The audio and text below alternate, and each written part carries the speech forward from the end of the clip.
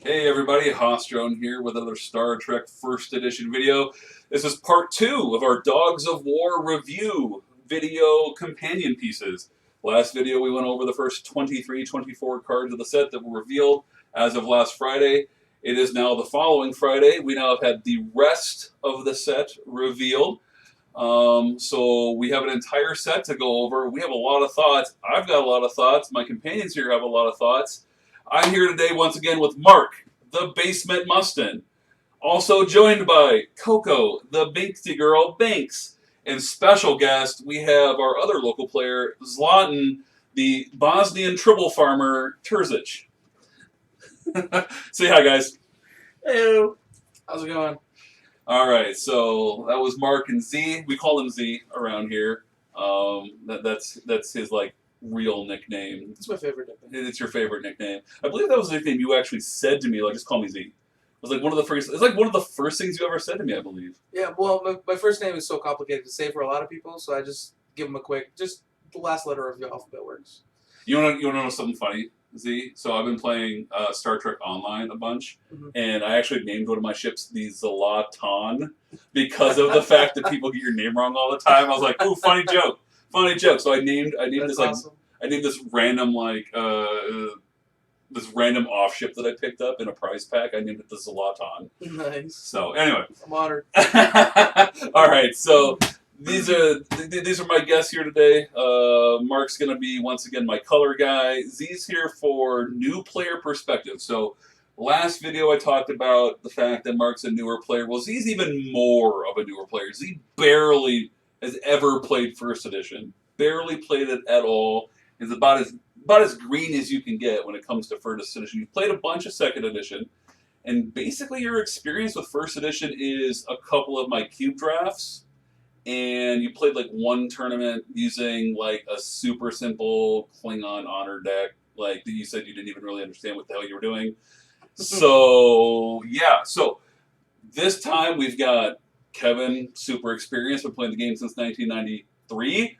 We've got Mark's been playing the game for about 6 years now, my protege, and we've got Zlatan, who has barely played the game at all. So this video is going to be a lot of my thoughts, Mark's thoughts, and Z's questions.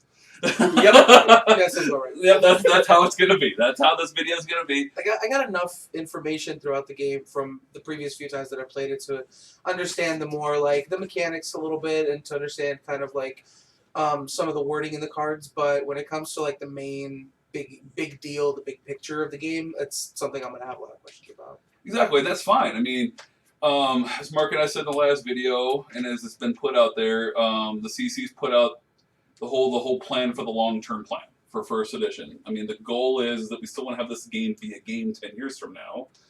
And the only way that's ever going to happen is, especially after COVID's happened and everything across the board has taken a hit, is to do two things in my mind, and that's reach out to older players and reconnect with them on purpose. I know that locally, Chris Sonsby and I have already started reaching out to some of the old war horses and say, hey, COVID sucked, right? And we've all been cooped up, right? Why don't you come back and have fun with your friends again? And then new players. We need to actually be serious about new players, and that means making First Edition simple enough for a new player to grasp, but then also, and this is my personal opinion, is come up with a format that a new player can actually understand, okay? And that was the point of my cube draft. That's how I got Z into playing First Edition, basically at all. Mm-hmm. And Z really understood it, grasped it fairly quickly. So I'm an advocate for my cube draft. I realize that I'm very partial and biased when it comes to that. And as much as I know that the block format was an attempt to do that, the problem with the block format in First Edition is that First Edition's got so many moving pieces that it's hard to do a block format with so many moving pieces, because every set had to have so many dumb little things put into it to make it all work that actually probably in some sense made everything more complicated for a new player. And so that's why block, I don't think, works for First Edition as a limited format. My personal opinion is that what First Edition needs is something like my cube draft, where it's a curated, massaged, and carefully monitored limited card pool that essentially has base cards, and then the new cards can just be kind of folded into it. So a lot like what Magic used to do for its block format, where it would have like Magic 2019. Here's a core set, and that core set was carefully manicured cards, and then it would add, and then it would kind of fold things in, and then it would rotate that. I think that's what First Edition needs to do. We may do a video on that in the future, so just putting that out there. But we're going to go ahead and get started now, talking about Dogs of War. It's release day, boys! Release day! Woo! Do a little Ric Flair. Woo! I'm excited. Are you excited, Mark? Oh, yeah. So have you started building your new decks yet, Mark? I've started tinkering. You started tinkering already? I'm guessing Staging Grounds, since we talked about that in the last video, and that was like the one card he's probably the most excited about. Yep, I've got probably the first 40% of a deck kind of already laid out for Staging Grounds. After that, I'm going to look at possibly doing some sort of Dominion Cardassian. Sure. Simplified deck. Yeah. Well, since people can't see it at home, literally sitting in front of Mark on my coffee table is my early work on a Staging Ground deck that is only about 55% complete at this point. Part of the problem is I'm just waiting for my cards to be printed, i.e. having my secretary, a.k.a. the wife, print out my cards at her work because she can do that for me. It's great. When you can get someone to do color pages at only 8 cents a page, you take that. You take that without a question. It's a good deal. Yeah, it's a good deal. So, I'm waiting on my cards to get printed before I really get serious about it. And I'm also, the type that I'm like, I wanted to wait till the whole set came out. I've been dabbling in the deck builder a little bit. I have a few cards. I have a few decks that I've sort of already, been messing around with or whatever, right? So, those are very early thoughts at this point. I don't even know if the mechanics fully work out on some of them because they're kind of out there. Well, time will tell. So I'm excited about new decks. Mark's going excited about new decks. I would assume Z doesn't know what he thinks at this point. Hey, I'm excited that you guys are excited. Hey, I like that attitude. So, all right, so we've got a new set. It's time to build new decks, everybody. It's time to get excited. We're hopefully in the backside of COVID right now. And in addition to reaching out to old dogs and your current dogs in your play group, build decks. That's the other thing you're doing. Because nothing builds excitement like getting your hands dirty on something, right? I mean, when you're busy gaming and stuff, there's something. I personally think that getting my hands just into it is as much fun as actually going to a tournament. To me, deck building is 60% of the fun of this game. And I know that other people feel maybe differently on that one, but at the very least, you can't play the game without building the deck. So build decks, people. Start having fun. So speaking of building decks, I'm just going to give a shout out to Maggie.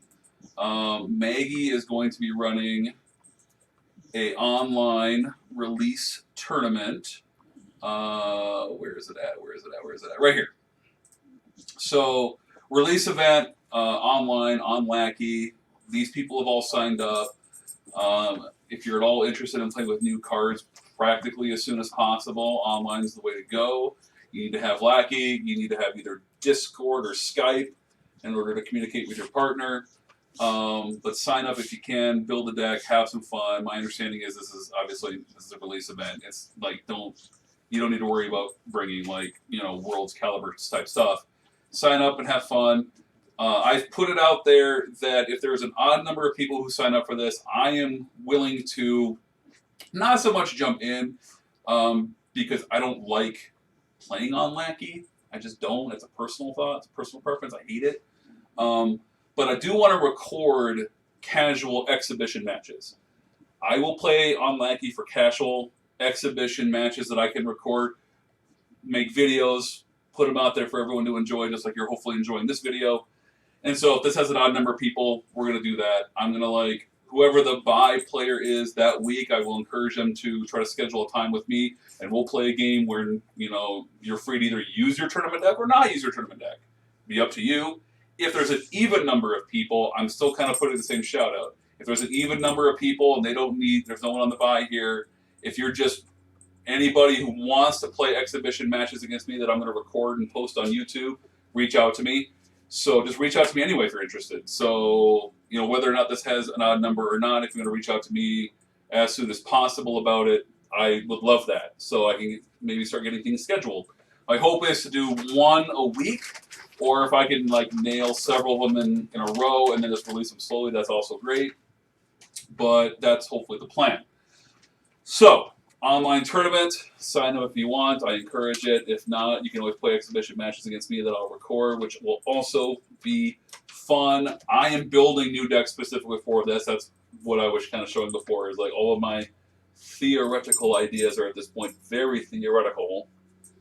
And, a good deck needs to be play tested. You don't just build a deck and show up to Continentals and expect to win. That is not how it works.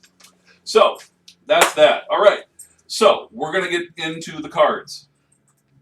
We're going to go ahead and use the same format we did last time. We're going to start from the bottom up again. And I think this time we're going to go a little bit quicker on some of this stuff because, I don't have 4 hours of my life again to just talk about something like Reva, right? Yep. So we're just going to go ahead. We're just going to kind of give very quick thoughts on it. And I did go back and I did keep track of the ratings that Mark and I have given on everything. There were a few that once I went back and ate the tape, that Mark had, I'd asked him for his number and then he never gave it. So I've now asked Mark to give me those numbers. We filled those in on the ones I didn't have. And then, of course, the point of this is to then kind of have an overall what we think the average rating is for this set. So that'll kind of give us an idea of where Mark and I kind of fall on how we feel about this set. This is the first set we're doing this for. Who knows if that'll be above average or below average yet, but it will be the average, at least until the next time. So, yeah. All right. So, let's get started here. B-type Warbird. Universal Romulan ship. Daenerys class fleet rearmed to replace the Telechar ships that were destroyed in 2371. Ruan commanded one. Attributes all -2 unless the entire crew has the DS9 logo, which if you're playing with Reshape the Quadrant and you're playing this in Staging Ground, that should not be a problem. Everyone should be DS9. So realistically, if you're playing this in that type of a deck, it's an 898 ship. Has a cloaking device with a tracking beam, and then of course the standard command staff requirements for a capital ship. And it of course does have two versions of the same matching commander. You can either play with the original DS9 version, this one, or you can play with the Homefront 2 version, which is this one. I don't know which of those two is better. I guess in a sense this one probably is because it has one additional skill, and then he's a security as opposed to a VIP. But the other one does have slightly better stats on it, so I don't know what's more important to a player on that one. That's going to kind of depend on the deck. But having a matching commander for the ship means that it is functionally, if you get the appropriate events out, it can be a 10, 12, 11 ship, which is not bad. And of course, having cloaking device is always a good thing in certain situations. Mark, what do you think? Again, since I've been doing some deck building already, this actually does, especially for Reshape the Quadrant, falls to be one of the better ships out there, especially stat-wise, just overall stat-wise. I think there's one other ship that's B-Space 9 that's better, but it is a unique ship. This is universal, so you can run a couple of these and not really have to worry about it. Yeah. I think the ship you're thinking of is a Daenerys Advanced. That's the one that requires a Tel Shiar aboard Nope, there's one other than that one. Is there? Okay. Yeah, the advanced one, because you need the Tel Shiar, so you're basically having to put all your Romulans as Tel Shiar. You want to run that.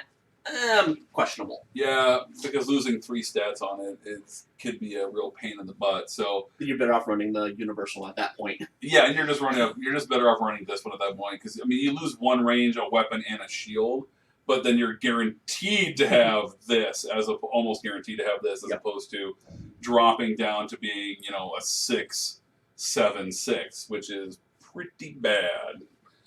So yeah, I think B-type Warbird will probably end up just being a strict upgrade over the Daredix Advanced, unless you have a plan in place for being guaranteed to have your Tel-Shiar in play, which I guess you might. I don't know. So I'm gonna give the B-type Warbird just a nice solid 3. I'm gonna lock it in as a 3. What do you think, Mark? I'm gonna give it a 3.5. You're giving it 3.5. Okay. Again, for those that are playing, if you want, if you're going to be running at least some, decent amount of Romulans and want more than just one Romulan ship, this is probably the second ship you throw in the deck. Yep, sounds fair.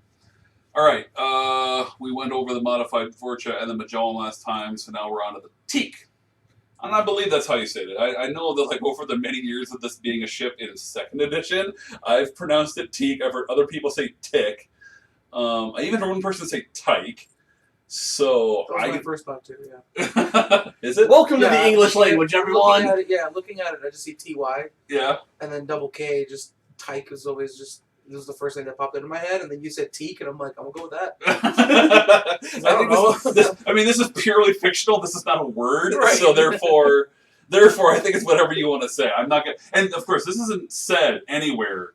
This was made up by Creative, I think, because when we designed it, because I was part of the design team for the set that this came out in 2nd edition.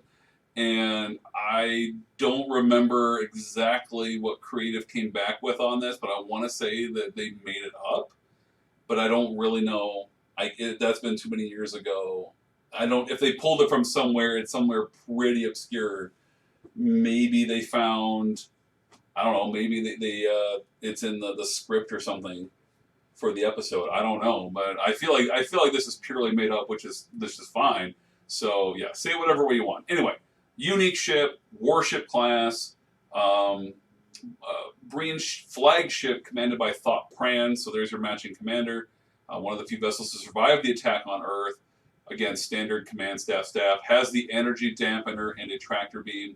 Base stats of 9, 11, 10, which is, pretty much what you would hope for a unique ship, because you're not going to be able to get it in play easily because it's unique. So, with matching commander then and the appropriate events, you can boost it to 11, 14, 13, which is good. But again, that involves you getting this ship into play, getting your matching commander into play, getting those events into play. It's a lot of hoops to jump through.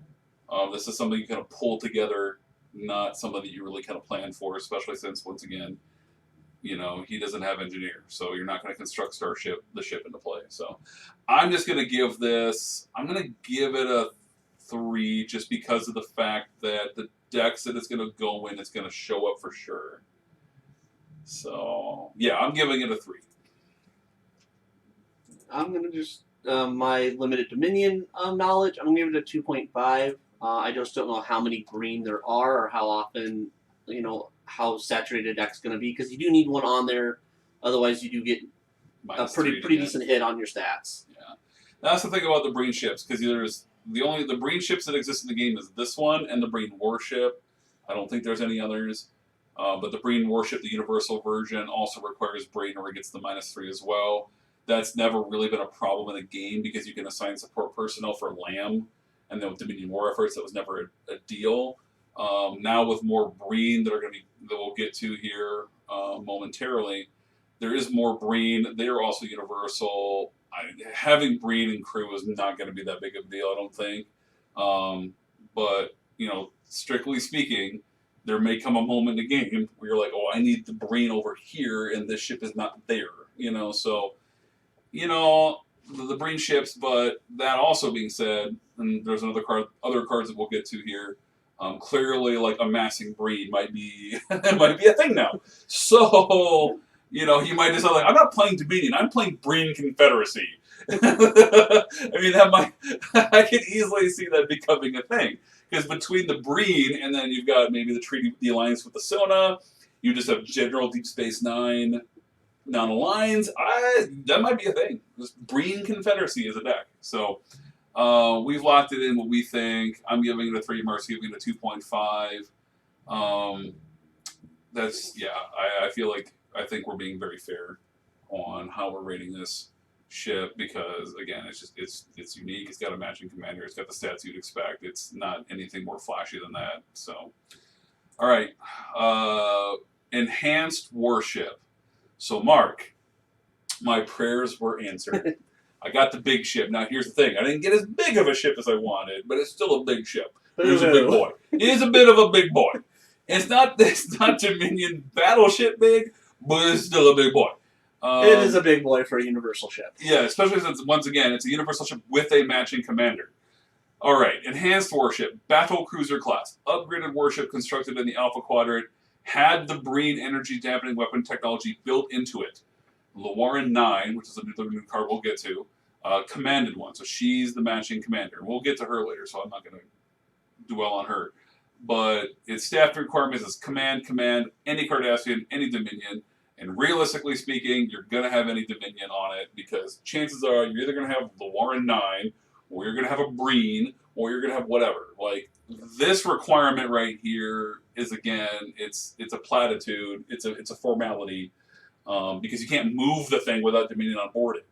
Because, again, the only thing that I can realistically think of when it comes to this is that it does two things. One, it makes it so that this ship is completely shut down by memory wipe, because memory wipe makes it and the crew all not aligned, so that you don't have any way of staffing it unless you bring someone new in. Okay? And then two, if your opponent somehow assimilates it, or takes command of it in some way, then they don't necessarily have it, then they don't have anybody to fly this. So, if anything, this little symbol right here is a positive because memory wipe is banned in OTF, I think. So yeah. That's really just that's an open format question. But in OTF, so actual tournament play, this is just a positive. This is basically like your opponent doesn't really want to steal this from you because they can't do anything with it. Not really. Because this doesn't change. Like, you assimilate it, this staffing requirement here is still a staffing requirement. Yeah.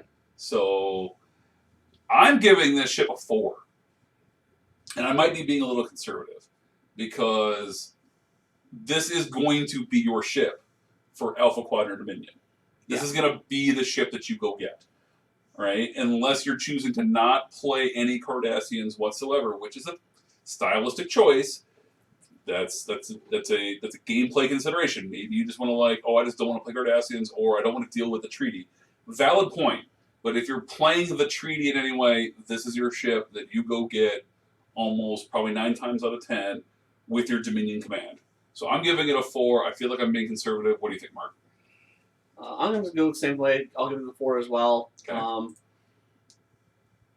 Having the Cardassian icon on there, I mean, does hurt it a little bit if you wanted to just, try something like just Dominion, like Dominion Sona without having Cardassian in there. Yep. But from what I've seen already, like, if you're running Dominion, you're more likely going to be running Cardassian anyways, because all the play engines pretty much work with it anyhow. Yeah, the new play engines are all pretty much entirely working where you're playing Dominion Cardassian together. And we'll get to the one that actually just downloads the treaty. That's actually going to be the last card we talk about. Spoiler warning, we're going to go up the list as we said, but that is the one card we're going to pass over because we have so many thoughts on it. We want to go over all the play engines kind of. And then there's that too. Again. Yep, we'll do that. We're going to do that card last, and then we're going to roll that into talking about all the play engines all at one time. So anyway, we'll get to that later, but this is a really solid card, especially since with the matching commander, it's a universal that you can easily pump to an 11. And then if you have her matching commander board, she's boosting it, and we'll get to that later too, but she's boosting it to then a 13 with Captain's Log and 13 shields. So an 11, 13, 13 universal ship, really good. And staffing this bad boy is probably going to be your only real concern with it. But the fact that you get an energy dampener and invasive transporters and a tractor beam on it is really, really good. I mean, once again, Kevin just bitching about no holodeck. No holodeck again. But what do? You can't have all the things apparently. So, all right. So that's. You can put a holodeck on if you really want. Exactly. Realistically, you can put a holodeck on it. So you just gotta play holodeck door. There's your holodeck. But that's extra hoops. All right. Moving on. Hideki Cruiser. Universal Cardassian ship, Hideki class, heavy-duty military vessel outfitted with the latest Dominion security protocols. Damar's resistance uses to infiltrate the Kelvis 5 shipyard. Has a special download of either activate tractor beam, which is place in a ship with tractor beam. It may tow any ship present, which is yours or is empty, or plays in your outpost or ship adds tractor beam, but may not carry ships aboard. So it can basically give itself tractor beam if it needs to, or you get strafing run, which is a tactic that requires, or actually get a bonus if you have a Hideki class ship firing. And this is pretty much, this is a tactic that you use in some kind of like officer or leadership drain tactic pile. Yeah. I mean, the reason why this doesn't really see a lot of play is this little thing right here, this whole -1 defense. So it's still a good tactic. I've, in the past, really tried hard to find ways to make it work. But every time it comes down to it, like losing 1 defense when your opponent's gaining on you then is pretty rough. So, but just being able to special download it, having just maybe 1 copy, that's a whole different story. So, 766 does not have a matching commander, but the whole point of this is it is 1 or fewer icons for you to use it in the Cardassian Liberation Front deck. It can report to wherever your Liberation Front is. And just basically still being a Cardassian ship, you can still generally use it in a general Cardassian deck. For that dual functionality, I'm giving it the 3.5 as opposed to just a 3, because it is essentially the mainstay in one build and a possible wild Fux card in a more traditional build. That's enough to give me an extra half a point for me. What do you think? Yeah, not having the staffing requirement is going to put it at 3.5. You do get the tractor beam on it. So it's one of those nice little semi-shuttlecraft type ships that, you know, multiple ways of getting it. It's universal. There's no staffing on it, so there's multiple different ways you can try to get it. Yep. Get it into play, and then like straight up space door, always a classic. And like just having a little ship like that randomly will have a tractor beam is kind of nice. Yeah. Yep, exactly. So it's a small ship with a tractor beam. You don't actually see a lot of that. Like a lot of the smaller ships that have like no staffing icons on them typically don't actually have a tractor beam. They typically don't have anything on them. Nope. So, I mean, I'm sure there's probably other exceptions to that, but I don't really know that offhand because I don't use a lot of like ships like this in my decks. Like, I don't like ships like this in my deck. I like to be like shooting people or at least be ready to be shot. So a ship like this doesn't really fit into my play style, but there's going to be a lot of people out there, a lot of players out there who think this ship's going to be, you know, great just because they like having the ability to be like, I don't got to worry about staffing. I can just put anybody I want on this. So in that sense, this is a good card because with no staffing requirement, you can put any Cardassian yokel on it and go micro team a space mission with it. Yeah, and being one that has been shot out multiple times, having different ships that you can like all of a sudden just go get at a moment's notice with other cards is nice. Yeah. All right. That was Hideki Cruiser. We talked about General Lar. All right, Mark. We're gonna start talking about probably what might be, if I had to guess, Mark's favorite card of the set. Definitely an intriguing card. I kind of say that tongue in cheek, like, you know, it could be your favorite card in the sense of like that's Vic Fontaine, but I also say that as sort of like facetious way of like it's probably the opposite of because of how weird it really is. So, Mark, I'm going to let you take the lead on this one, and then I will come back with my thoughts. And it required, I think, 9 other personnel that you need to have with it in order to have the bonus points. Although, spending a good chunk this morning going through, not very easy to score a lot of bonus points in DS9. I mean, there are some ways, but I mean, large chunks there aren't compared to some of the other factions, property logos. I want to say there was, especially for the Alliance, Quad Alliance, there's 3 specialists, and one of those is Klingon intelligence. Yes. So, and the other 2 are both biology. Yes. So, mission specialist points aren't going to get you anywhere. No, assigned mission specialist isn't going to get you anywhere. I did say it in the last video that DS9 struggles. We talked about that with Battle of Cardassia. DS9 struggles rounding the corner right? They don't have a lot of ways. They basically have HQ return up to Bajor. They've got Quite a Coincidence, which has become a hot new thing. People like rediscovered that one. I never forgot it. So I put it in the Cube draft years ago. So, there are ways you can have DS9 around the corner. This is now, I guess, a new way of doing it. Here's the thing, though. Trying to get all of these into play, it's like, what if what if one sticks at the bottom of your deck? Okay, you're playing out, you get to turn 6, whatever. Because realistically, if you're trying to play this as a solver deck who goes fast and does try to 2-mission win, you need to have all of these personnel into play basically by turn 6, and you really cannot be wasting your time messing with it being a download, an opt download, as a preferred personnel. You can't be like, well, I'm going to just download, You can do that as like okay, I got lucky, I only needed one left. Yeah. On turn 6, I'm going to download him. I'm going to download the one I need for Vic Fontaine right now, and then whatever. But then that begs the real problem with this card, which is these people have to be in play. They can't die on you. Yep. So I view this as like a massively questionable 20 points. This isn't a 20 point. I mean, especially when you compare this sort of 20 points against the 15 points of the Whales. Like, how is this 20 points and the Whales give you 15? How is that a thing? Like, the Whales are massively overpriced, right? Like, you get way too much for so little on them. Especially, then you compare it with these 20, it's like, come on. And especially compared against the 20 of other ways where you can, like, even a pair of 10s, like, Quite a Coincidence, a personnel dies. Whoopity do, I get 10 points. I knew who it was and I knew who I was going to kill him. Yep. Right? And then HQ return up to Bajor, one seed slot under a mission I was already going to attempt, and then all I got to do is go back to Bajor for 10 points? Whoopity do. I go to the Gamma Quadrant and get 5 points.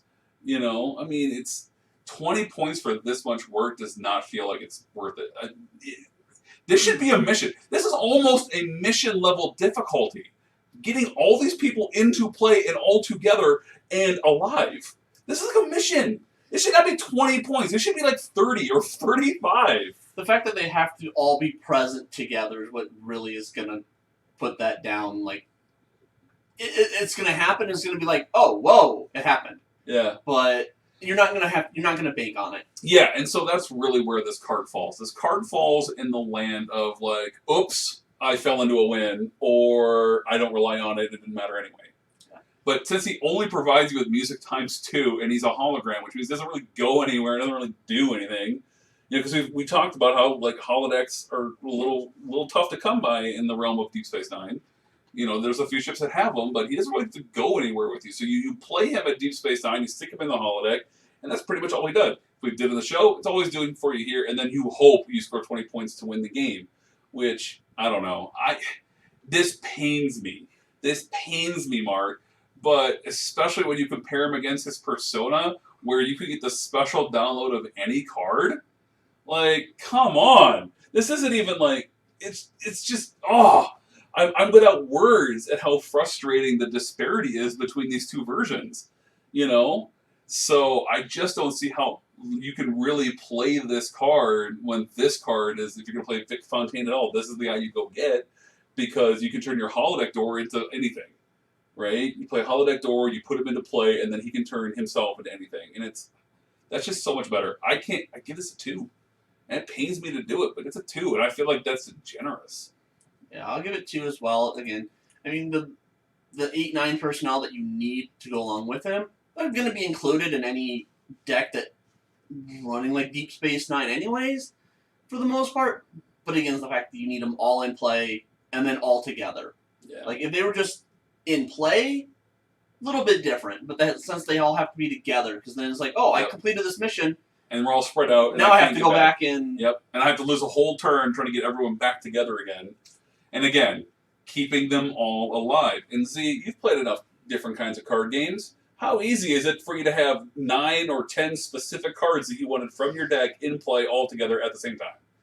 I would have to say that difficulty level 1 through 10 would be 40. Because I don't think I've ever played a card game that has this many requirements to meet a small bonus.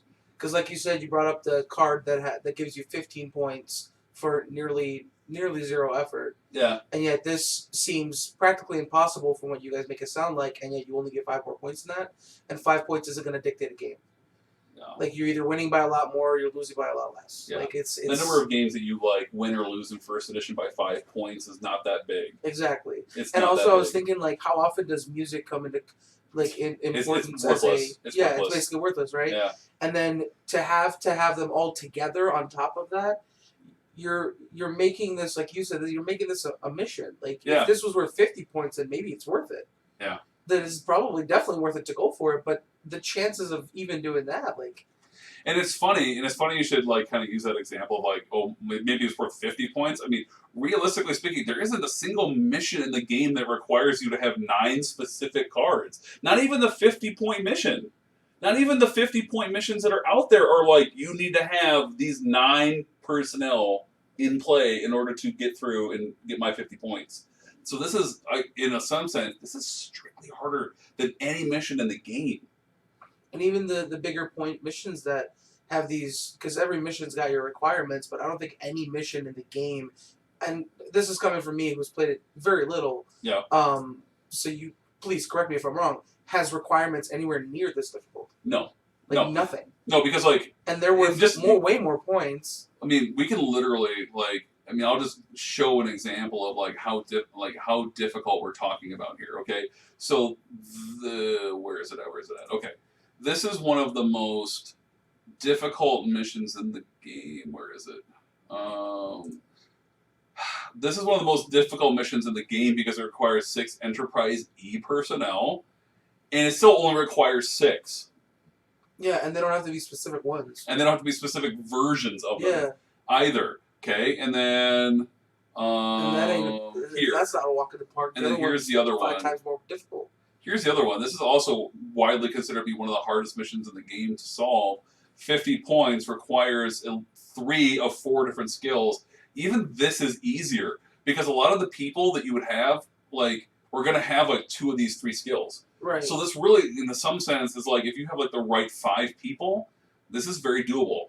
Mm-hmm. You know, and it's and like... again, you don't have to have specific people. versions. Exactly. Yep. That's the one thing that keeps popping out with for me with that card is the fact that you need very specific people to reach a small goal that isn't going to dictate whether you win or lose a game. I just, if it were up to me, and this is coming from a new player perspective, I'd give this a 0. It's a card that's never going to get played. Yeah.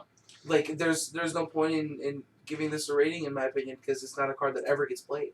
Yeah. Especially weighted against another version that is actually highly usable. So downloading any card in any game for free, the whatever card you want. The 20 points is just too low for the missions out there, because especially if you don't want to risk having missions stolen, you still need to find 10 more points anyway, somewhere else. Exactly. Yep. So, you know, I'm giving it a 2, Mark's giving it a 2, Z's giving it a 0. So what I think this is well, we're going to be charitable here, and we're going to say that the designers wanted a Vic Fontaine in the set for essentially completeness of the set, because, you know, those that last episode, the finale, this was what the finale was all about. Everybody gets together, we have, like, one little, like, what you leave behind moment, and that was it. So I do applaud the designers for essentially the thematic nature of the card. Give it an achievement. Yeah, this is an achievement card. This is like, you know, I mean, I would I would almost hope that Dan has probably done that. That he's like, you know, win a game by scoring the 20 points for Vic Fontaine is gonna be like, you know, some kind of weird achievement. But anyway, that's Vic Fontaine. You know, we have very mixed thoughts on this. Like, gameplay, he's garbage. Kitchen table play, he's awesome. We'll just leave it there. Yeah, I don't think he's not fun. I think he's a little fun, but yeah. All right, so we talked about the Worf son of Moog. A little bit. He was a little bit. He was spoiled very briefly and then hidden away again, and now here he is again. He was he was a Twitter. Yeah. He was on a Twitter reveal that was sitting on Twitter, but Oh, was it on Twitter? Okay, well, Yeah. I don't really do a whole lot with Twitter, so. yeah, it was a comment. I read a comment. Someone said that this was the committee's Twitter spoiler card that they put out there. Okay. That's why you saw it briefly and then it went away because it was just the Twitter one. Gotcha. Okay, so this Worf, not aligned or Klingon, command star civilian, weirdly. Security, honor times 2 leadership law, your other Klingon affiliation, personnel present are integrity +1. He's a 9/6/10.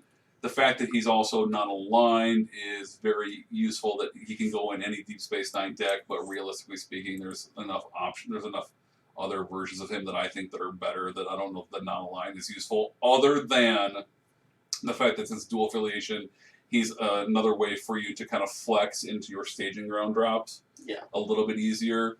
But my other opinion on that is that if you're really worried about that, then this is the version you want to play anyway. Yeah. Because this version gets you essentially an additional personnel, but then also becomes your cafe draw.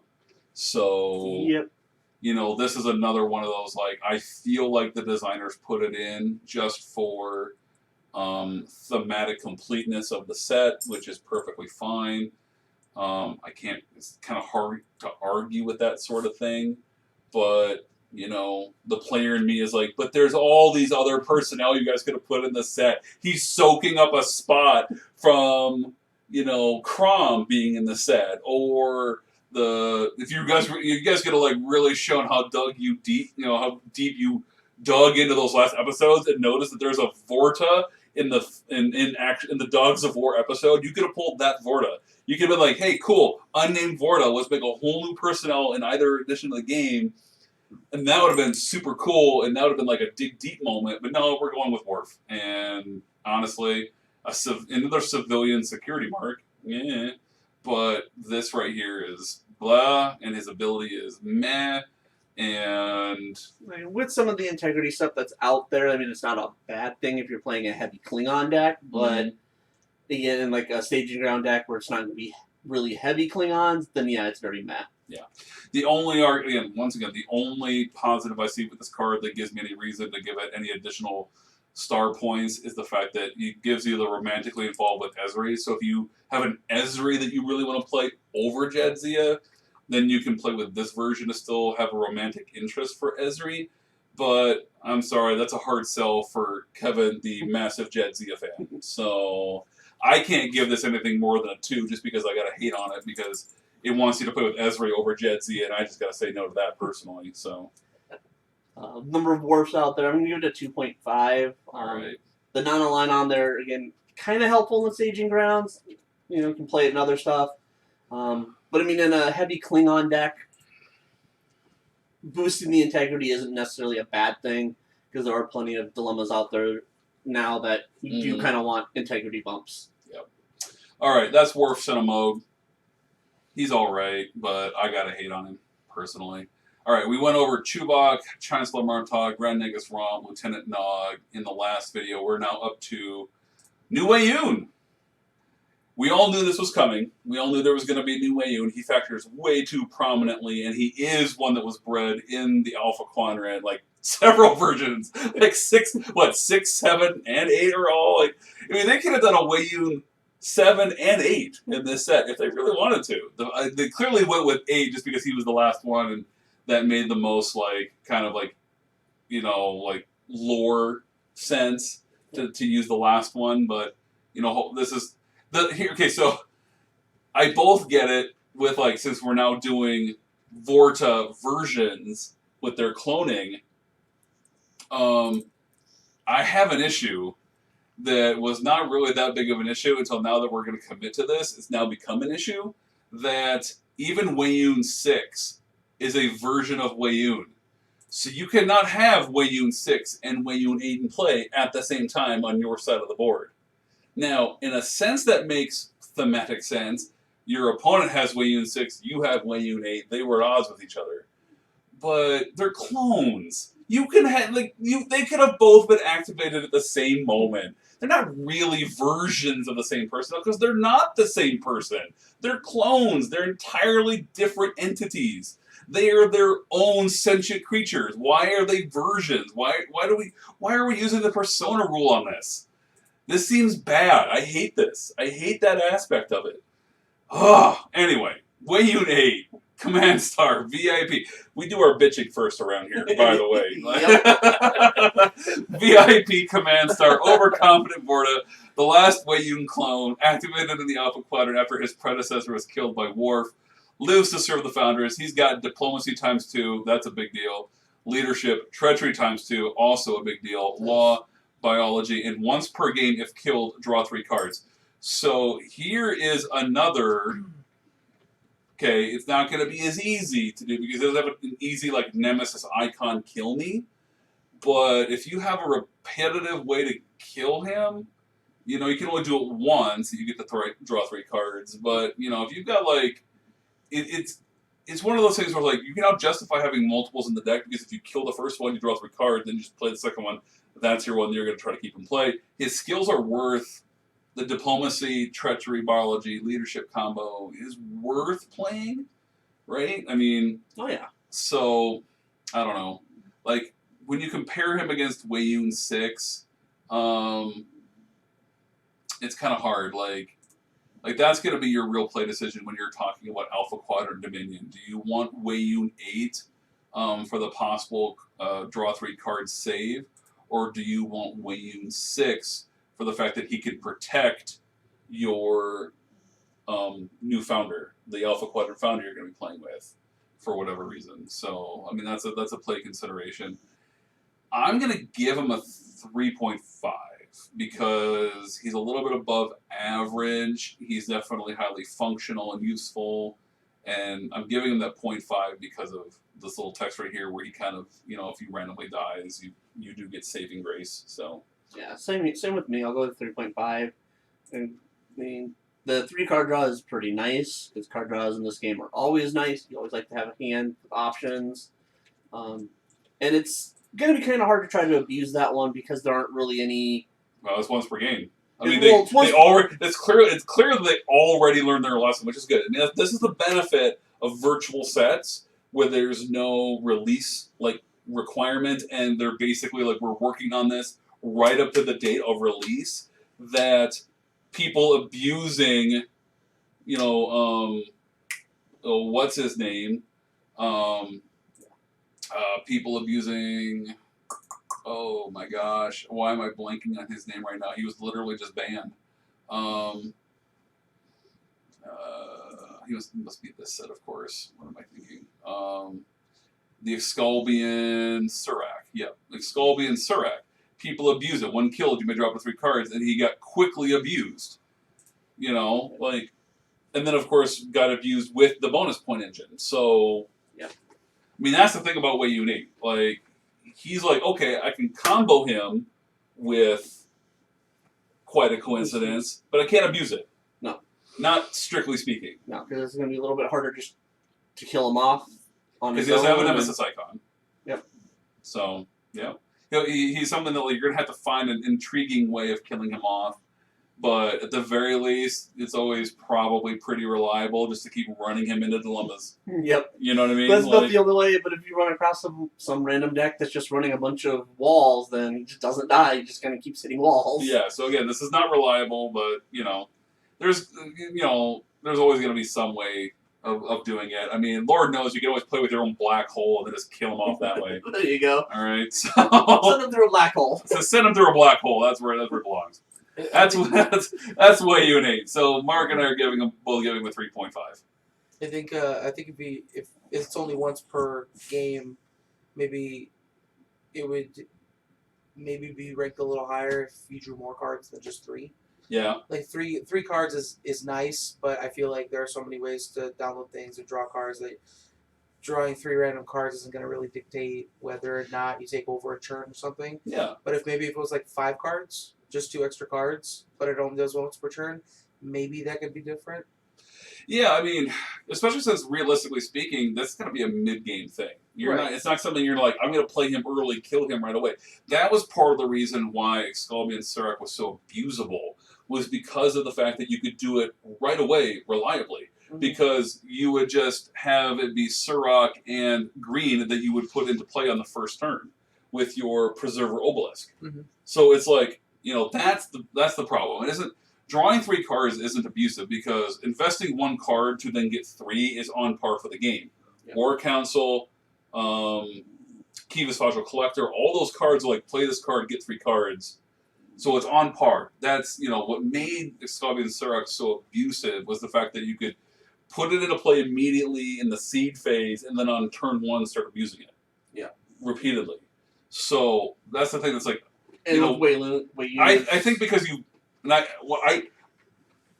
what I'm trying to get at here is that like I find myself leaning towards what Z is saying, that like they could have pushed the number of cards you get up because you've already restricted it to once per game, and you know that there's no reliable way to do it on the first turn or even next to the first 2 turns. Mm-hmm. So really you're talking turn 3, and then by that point, like it's giving you a boost, but it's not giving you like an abusive recurring early boost. I guess So you could have pushed it to 4, I think, minimum. And Yeah, like 4. download wise, going for the top's probably the only reliable way to download him. And even then, you need command star people in play, and there's probably better Dominion to go get with your going for the top.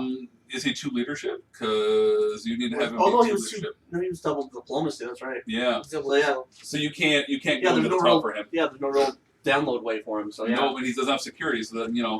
So I honestly think that like they could have pushed his design a little bit harder. So he could have been a 4 if they had pushed the card draw like Z said. So that's way unique. Or if they gave him the extra leadership, like you guys were saying, and then you could just download it. Yeah. Then You could 3 do is that too. then 3 is fun. Yeah. Because then you can reliably find it. Yeah. Next card, Reva. So we're gonna use this background Vorta, not the cool background Vorta that was actually present in the episode that the set is named after. So once again, we do our bitching first. All right. So non-aligned Reva, Staff Star, Medical. This is big. This is big right here. Astrophysics, Anthropology, Treachery, and then he gets a boost to his stats based on the number of affiliations of non-Dominion personnel present. So if you just put him with a Cardassian and a non-aligned, which will be easy to do, he is functionally a 6/9/8 for a Vorta. As a universal. As a universal Vorta with 2 skills, actually 3 skills, you want multiples of. Yes. Very good card. Yes, he is actually a oddly, he is a very good card. But given the fact, that like there's nothing about this that is specific to it has to be this character, I am just that. It just makes me that much more angry that they didn't use the background Vorta from that episode. Come on, guys. It's right there. He walks in. He's like, look at all these dead Cardassian traitors. Like, that would have been so cool. That would have been so cool. This whole thing, like, one of the many Vorta bred in the Alpha Quadrant, he made sure that Damar's resistance was crushed on Cardassia. Like, that would have been cool. Like, come on. Come on, guys. Come on. And I can't even blame the designers because this is clearly the creative decision. So I gotta be mad. I'm mad at creative right now. Like the creative team, you guys drop the ball big time, guys. I'm sorry. You do some great things. This is not one of them. This is not one of your great things. This is a fail. This is a fail right here. So I'm gonna give him a 4, just because his ability is just so strong. And the skills that he gets, easily a 4. Okay. Yeah. All right. So skills Dominion really needed. He's universal. Universal medical for Dominion. I mean, you're looking at him. What? He's gonna be in a set from here where you're gonna play just maybe a non-aligned and a Cardassian. Well, even just Cardassian. You're looking. He's lower a decks. He's a 5/8/7 with lower decks. With lower decks too. I mean, that's the other thing. Like that's a good point, Mark. He's more dexable. He's a 7. Too. With just Cardassian. He's what, a 7/10/9 with lower decks and a Cardassian. Decks. Yeah. 2 cards that you're probably going to bring. I mean, the Cardassian you're going to get into play, of course, and the lower decks, which will be easy to get. Because chances are, if you're playing Dominion, you're getting lower decks, you're getting Captain's Log, you're getting Defined Dedication Plaque to boost all your ships and your personnel. So yeah, no, he's really good. Yeah. He's surprisingly good. So, hey, so our final decision on this, set designers, A+ job, creative team, D-. Please they passed. Of course you'd say that, Z. Hey, I'm just saying. At least the picture's in focus. Bro, That's what I'm yes. saying. Oh, yes, the picture's in focus. At We least gotta- there's a picture. That's art, though. Again, that's not creative. That's art. Like Yeah, that's art's art made that decision, not creative. I mean, all right. Luara 9. And we're once again. So, all right, I'll come back to this in a moment. But Luara 9, Command Star Science, Computer Skill, Bio, Diplomacy, Leadership. Your non-Gamma Quadrant Dominion ships here are each weapons +1.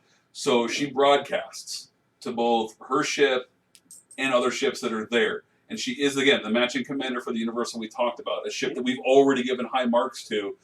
And she's got science and diplomacy and computer skill. So she's already got, And biology. and well, biology too. I mean, biology is a little bit less of a deal for Dominion, but, you know, fact of the matter is, though, is that she basically helps, I mean, she basically completes the Ketracel White, increased Ketracel White production. So, yeah. And then, of course, she's also boosting your ship for, you know, for battle and stuff, too. If you put a fleet together, small fleet together. Oh, yeah. And then, of course, like, you know, matching commander for a ship. And then, you know, I mean, her attributes are what you would expect for a Vorta.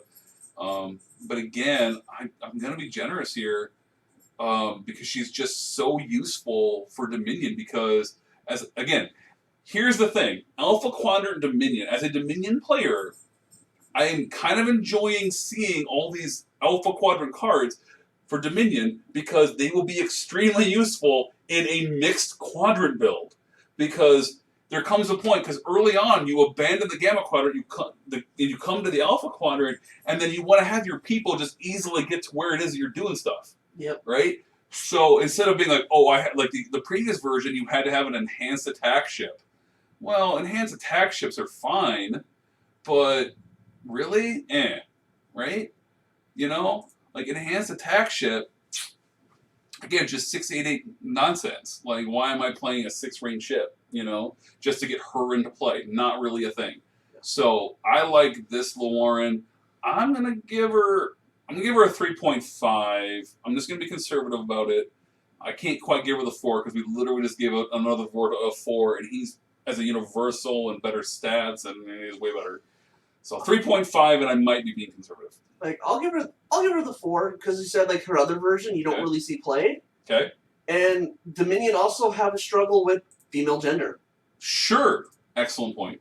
And so now you have a female that you're going to want to be playing with. Sure. Excellent point. So with some of those female drains and stuff out there, especially like the boostable female dilemmas and stuff. Yep. Because now that the whole random female dilemmas or gender dilemmas booster incident that's out there now. Yep. Yeah. Can't remember the name of it. It's the Edith Keeler Go Back in Time. Yeah. But Those bump all those female ones where you can try to female drain decks. so this is where I'm slightly disappointed. There's no real reason or rhyme behind it. It's just kind of like I just kind of feel this way about it. So in my prognostication, I named Eris 7. You know, just because she fit. It could have been Gelnon 7. They could have been like Vorta, who was killed, and then his clone activated in the Gamma Quadrant. That's the whole thing about like this whole like idea of, well, we have the Gamma Quadrant version, and you can make any of them that appeared in the Alpha Quadrant. You could have just said, the Gamma Quadrant version died. This is actually the Alpha Quadrant version that we've bred. Easy peasy lemon squeezy. They could have done that for Eris. They could have made up a whole backstory, just like they did with Luaran 9, of like, here's a whole made-up backstory about how, well, she was killed, we activated the next one, she did this thing. Could have done that with Eris. So I would have liked to have just seen 789. I would like to see 3 Vorta and have it be 789. But instead, we go with Reva. And as good as he is, Reva. This could have been Eris 7 too. This could have been Eris 7. This could have been the Dogs of War guy. This is so wrong. This is such a wrong decision. Anyway. All right. Founder Leader, I believe, is next, right? Yeah, Founder Leader was revealed this week. So, Founder Leader, Command Star VIP may not be morphed or be exchanged. So you really don't get. So you can't use any of the fun Founder Changeling morphing tricks with her. Not that that's that big of a deal, but it does limit you. So, Leadership, Exo, Treachery ×2, Diplomacy. She special downloads any thought, so either Thought Gore or Thought Cran, and that's all there is in the game right now. And she also special downloads I Want the Cardassians Exterminated, which is an interrupt we will get to. We want to talk about that one pretty significantly once we get to it, so we're not going to jump to it now. It's an interesting one for It's sure. a very interesting card. We'll get to that. We'll give it its due. But she's a VIP leader, Exo, Treasure ×2 Diplomacy. So again, another Dominion personnel with Diplomacy. It appears that they've made a very concerted effort for Alpha Quadrant Dominion to be Diplomacy focused, and to have plenty of it. And that has typically been Dominion's Achilles heel, is Diplomacy. So again, this is where I'm saying, as a longtime Dominion player, this is really good for actually a mixed quadrant build of Dominion. Because you can rely on your Gamma Quadrant versions for the mainstay stuff, and you have all your Alpha Quadrant versions to cover your skill gaps without having to dig into a bunch of nonsense not aligned, like I've had to do in the past. I mean, it was both interesting but also annoying as heck to be like, I'm going to run temporal Cold War, like 22nd century Archer stuff to get my Diplomacy on people in Dominion. Like, that was annoying. It was cool, but it was seed intensive. Yeah. So I'm liking seeing all this Diplomacy. I'll give her, oh my gosh, this is actually a tough one now that I think about it. I'm going to give her the 3.5 because she special downloads another personnel. So you get a free play on your opponent's turn. She gets a 3.5 for me on that. Mark? I'll give her a 3.5. Again, some of the skills help. You get an extra person with her on your opponent's turn, if nothing else. Yep. Always fun getting extra people on your opponent's turn. And, again, we'll talk about the other special download later, but it is a nice way for this deck to help round a corner. Exactly. Yep. And we'll get to that in due time. But again, four skills and 2 special downloads on a personnel is not bad. And she does play for free because she is a founder still. So she does play for free under Dominion Command to Central Command. So she is still a potential free play. So I feel like she's really good. She's not like super awesome, but she is good. So Fits well with the set. yes, very, very much fits well with the set. All right. Fletica. That name. No. It does not flow well. All the other like Jem'Hadar names are like, most of them are actually really cool. Or they like roll off the tongue really easily. Fletica? No. No. It sounds like something you do with a booger. No. Just no. God. Male. Ah! The name almost wants to be female. Why do I have to keep doing so much bitching before I get to talk about the cards? Come on. Ah. Command Star, Officer, Ketracel White Icon, Universal, Archaeology, Transporter Skill, Leadership, Exobiology, 779. Okay, so as an officer with a Command Star on a Jem'Hadar, he's good. Alright? The fact that he's got Archaeology, a skill that the Jem'Hadar typically do not have, he's good. Exobiology on a Jem'Hadar that is, that is Alpha Quadrant will be very helpful. Right? And just as a 779 as a universal means that with lower decks, he's a boss. Alright? And he should be. He's an alpha. He should be a boss. My only complaint about this card is his title. Come on. But other than that, this is a really good card. I am just going to have to deal with flicking boogers in the middle of games. Yep. I'm just going to have to deal with talking about boogers in the middle of a game, but the personnel himself is really, really, really good. So I'm giving him a 4. What do you think, Mark? I'll give him a 4 as well. I mean, the archaeology, again, has become such a... I mean, yes, he's archaeology officer, which is a very common thing, but he still at least has the archaeology there. Yeah. So with him being universal, having multiples of them, Yep. You're not worried about, like, the one... You have 3 of these. Okay, you ping one of them away, I still get 5 dilemmas. So. Exactly. Well, not only that, but then he also... I mean, the fact is that you thought... Pran has Officer Archaeology as well, and you're probably going to have him in play too. So really, 2 Fleticas and a Thought Pran, which is a very reasonable expectation in a game, is going to get you by Quantum Leap. Yep. And it's also going to be very helpful in dealing with misinterpreted history as well. I almost guarantee you that misinterpreted history is exactly the reason why this card was made the way it is. Because Exo and 2 Leadership, guess what he has? Exo and Leadership. So 3 Fleticas get you by. It gets you by misinterpreted history, and then it doesn't matter what your treachery level is. You pick anybody off you want. I'm getting by misinterpreted history with this guy. Yep. So yeah, and then naturally a transporter skill, which is always randomly a good thing to have for Jem'Hadar for if you do want to play invasive beam version. So. Fletica, solid personnel. Is this going to be like, I play Flick a Booger and then I'm going to do that. I'm doing it, Mark. I'm going to be like, okay, I'm going to play this guy for free, Flick a Booger as my card play, and moving on. I'm giving him a 5 out of 5 just because his name triggers you so much.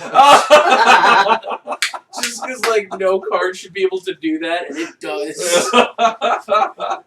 The way you say it rolls off the tongue. He wants it should be a female name, and it's yet a male, so... Right. An alpha male on top of it. Right, well, there are no Jem'Hadar females.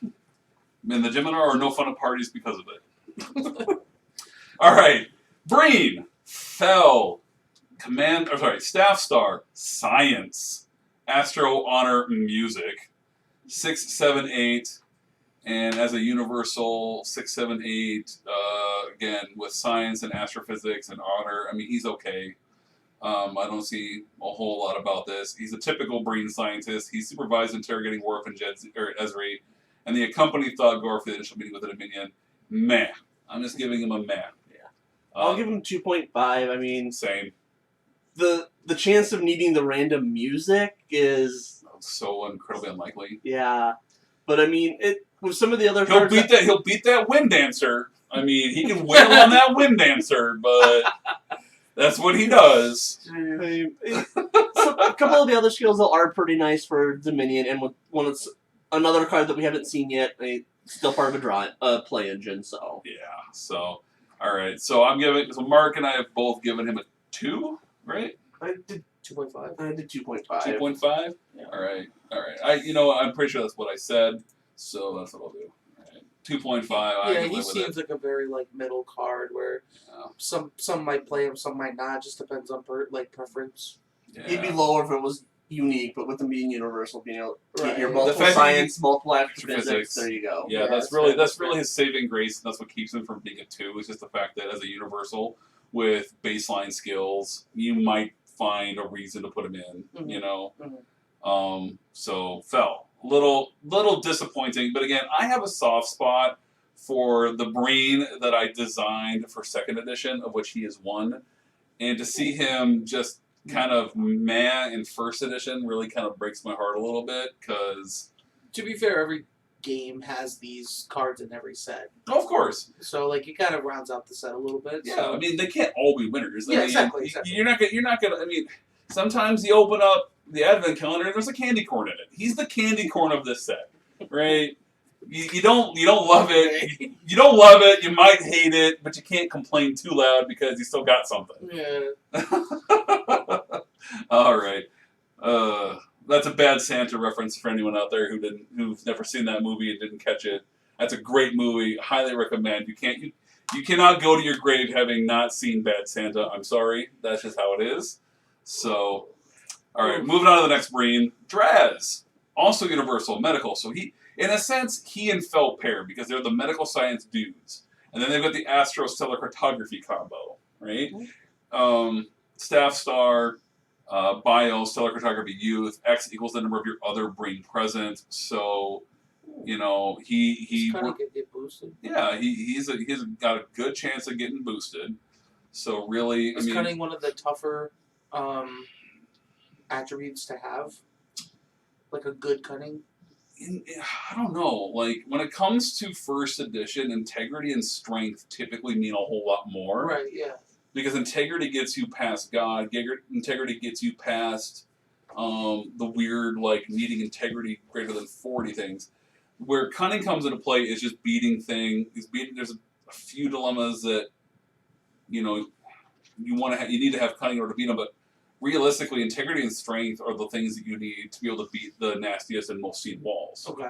Right? Gotcha. Strength in particular. Yeah. Because strength is Founder's Secret. Strength is Hanonian Land Eel, things like that. Like big power, rare dilemmas that have seen a lot of play over the years. And then integrity keeps you from like getting into serious trouble with some other things. So generally, if you look up and down most of the sets, your cunnings are pretty well balanced throughout every species, every faction. But integrity and strength are the things that vary wildly. Yeah. And the reason for that is because of the fact that, generally speaking, on dilemmas, integrity and strength are the things that get checked more than cunning. Mm-hmm. So that might be some of the design, if people in design hear this video, that they might want to think about that, you know, cunning is really Ferengi Infestation, Trilithium Weapon. Some of the random, like, select two things will have, like, cunning as the requirement. But again, your big walls are the nastier walls and the nastier, like, I punish you hard if you don't have it, is strength and integrity. Yeah, so those are just the most efficient dilemmas to use. Yeah. Because again, this is first edition, so the dilemmas, you only have so many dilemmas. They get set before the game starts. You have to rely on them to hold the line for you. Right. And so people tend, you know, I will give, again, this is just another, like, thought for the guys in creative and the design teams, that the game needs more of the make older, crappier dilemmas better. We need more, like, Shades of Grey type stuff. We need more things like that. I'm a little disappointed now that I say that and I think about it. This would have been a great opportunity again as another, like, here's a DS9 set. Because I railed about it way back here. When these sets were released, I railed about it. Here was another chance to do it again, and they once again didn't do it, which was bring back, like, here's ways of making these other dilemmas harder again. Now, granted, it would have been hard to fit that on the theme of this set, but, you know, I mean, wartime is wartime. You can always come up with some stupid storyline excuse for making things harder. Anyway, Draz, 3. I can't give him more than that. And I'll go 3 as well. I mean, more useful than music, so. For sure. For sure. That's fair. Surprisingly, the very little that I've played this game, I've seen youth far more than I've seen music, and I don't think I've ever seen music. So, coming from that perspective, you're not wrong. Yeah, right. Unless you're trying to play like the Drowning Tree deck or something like that, you don't need a whole lot of music. The Drought Tree? Yeah, the Drought Tree. Well, it's Resican Flute. Resican Flute is the whole music thing, and I don't even know. I know the Resican Flute got nerfed, so I wouldn't worry about it too much. Yeah. See here. Immediately score points. Execute with a number of different music, personal present limit 5, then play on table. Points may be nullified by the devil, not the book. So, you know, you can score 20 points out of this if you have 5 different music personnel. Well, guess what? One of the music personnel we saw was, you know, Bertol, so he doesn't count. So you Dominion Resican Flute's not a thing. Never going to be a thing. And if they make it a thing, it might be time to retire. It might be time to retire if they're going to try to make Dominion music a thing. I mean, it's cute when it's on Yelgren because it was played by Iggy Pop. You know, Iggy Pop was played the character. So it's cute when they put it on Iggy Pop. It's not cute when they put it on rando background douche nozzle Breen. All right, like not cute anymore. Okay, this could have been any skill other than music, and I'd have been like, cool, way better. You know. So all right. We went over Damar, so let's talk about Boz. Another Breen, and not Crom. Not happy. Staff Star. He's unique. Security, diplomacy again. Diplomacy, geology, law. Special download of Decimate Homeworld if he's with any thought. So if he's present with Thought Gore or Thought Pran, you can get Decimate Homeworld. He's a 6, 7, 8 for stats, and he is a unique, so these stats on a unique is a little bit of an issue. But you're not playing him for this. You're playing him for this right here. Yeah. Right? The Diplo, Geology, and this special download. And we will get to Decimate Homeworld when we get to it. It's, again, another card that deserves significant discussion. So we will give it its due discussion when we get to it. I'm not going to tag it on right now because it's going to be a bit of a discussion with this. I've had more than one person already reach out to me being like, what am I missing on this card, Kevin? And I'm like, just wait till my video. I have some thoughts. All right? So Boz, he's down a little bit with Defend Homeworld, so his ability to get Decimate Homeworld gets a little bit more reliable because the thoughts each have their own matching command, their matching commanders of the ships for Breen. So if you get a Breen ship and then you get the matching commander, then you can Defend Homeworld him and get Decimate Homeworld. So this whole maneuver is reliable because of him. So for that, I'll give him a 3.5. I'm not going to give him any more out of principle for the fact that he's soaking up the crown slot. I'll give him a 3 because, I mean, unique, but only a staff star, not a command star on there. Okay, I mean, that's a fair point. That's a fair point. And he does give you geology, which I don't know if that's needed for Dominion. I do know, like, I like to play with geology dilemmas at times, but again, but then you have the laws, the other one that's just kind of random. You kind of need it, but there's Not plenty really. of other guys that can give it to you as well. So geology is not a big deal of a skill in first edition. It's not super prevalent on missions. So it's not really that big of a deal. You kind of just have enough geology in a deck to say that you have geology. You don't really worry about it. Because, of course, there's essentially what, and this is kind of an FYI to Z and other new players out there, there's basically this thing that kind of goes by different names, but it's kind of called the, like, the first edition barrier or the minimum requirements list. It goes by a bunch of different names. People have called it different things. What it is it's a compilation of, if you want to be able to beat every single wall in first edition, this is what your deck must contain. Now, purposefully, you can't cover like every single one of them with every single affiliation, right? Because like, like covering executive authorization with Borg is basically the Queen or Locutus or one of the counterparts. So like you can do it, but it's specifically a single personnel or maybe two personnel that you have the entire affiliations you have to have in your deck and then in play. And then of course there are like the rest of it is typically like skills and stuff like that. Geology, I can't remember offhand where that is on that list if it's even there. I think Seismic Quake might be the only. It's the only thing I can think of offhand. Maybe we should deck list that. I don't know. Let's deck list it just because I'm curious. Dilemma, wall, requires geology. We'll see if anything comes up. I don't even know if this works. Yeah. Let's do. Sorry, I think I have to do it like this. I don't know. Maybe I'm doing this wrong. I don't know. Let's get wall off of there.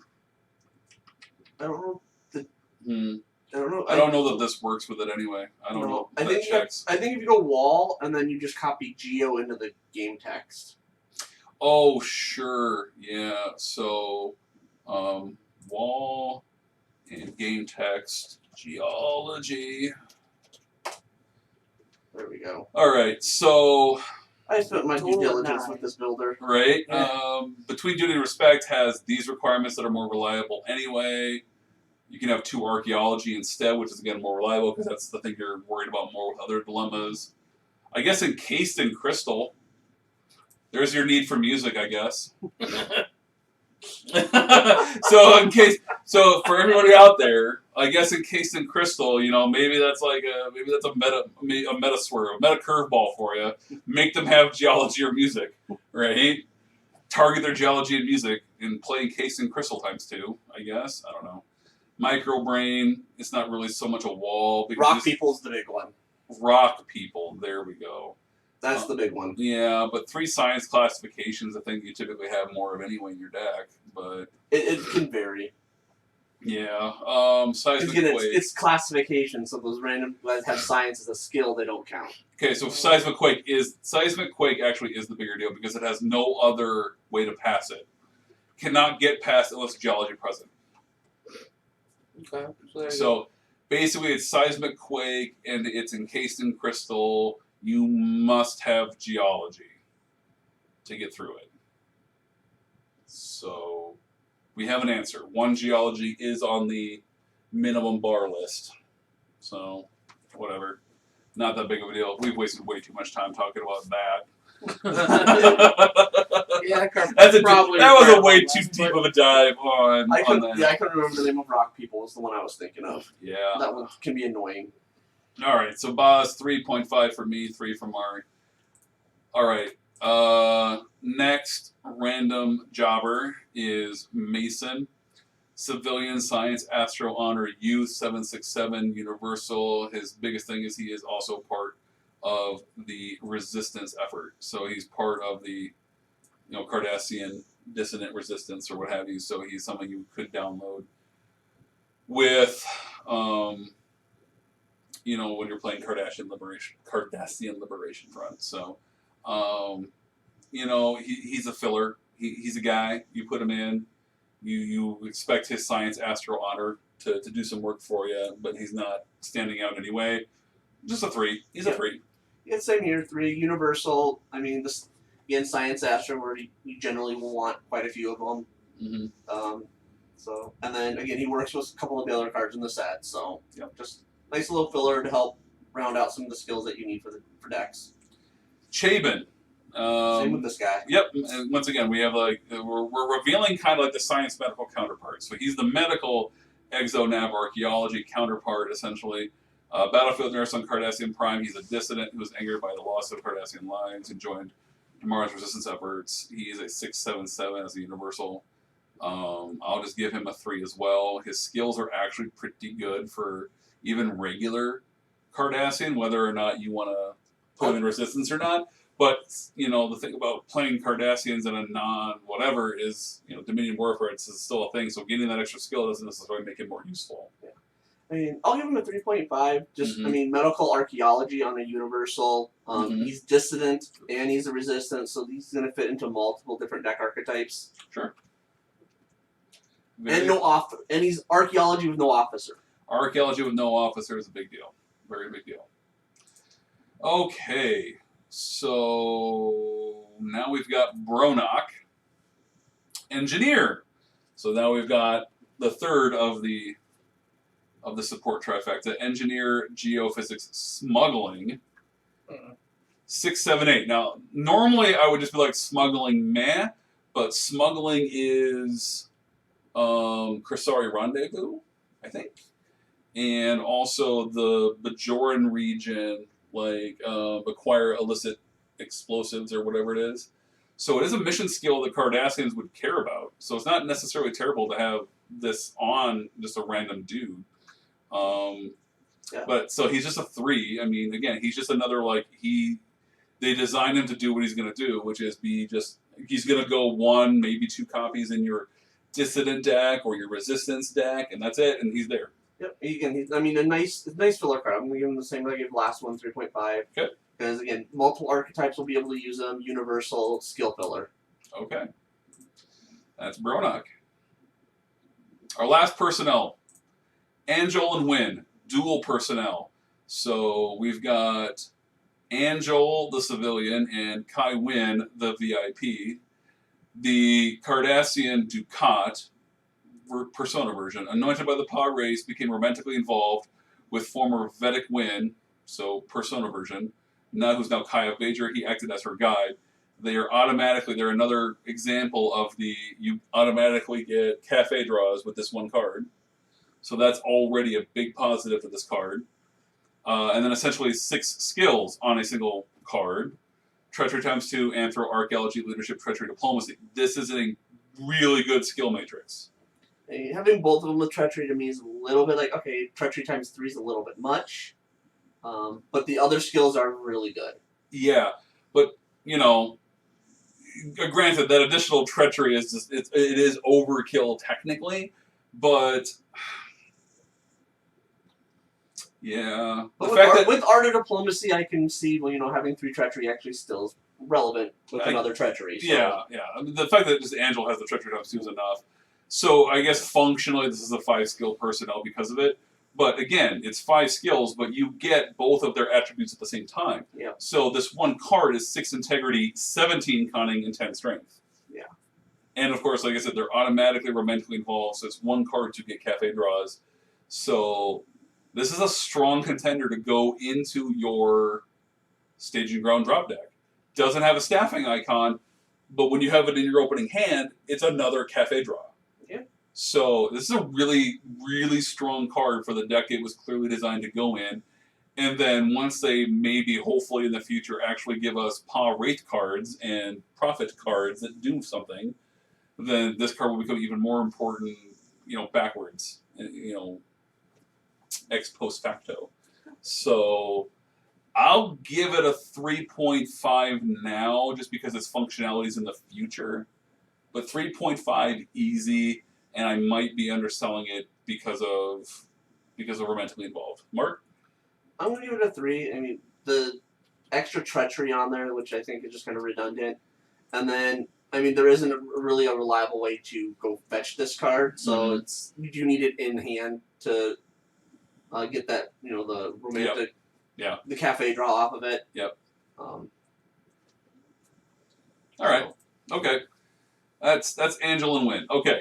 Moving on. We are now getting into verb territory. So from here on out, it's verbs. We can stop worrying about skills a bit here and start caring and waxing and getting angry over some verbs.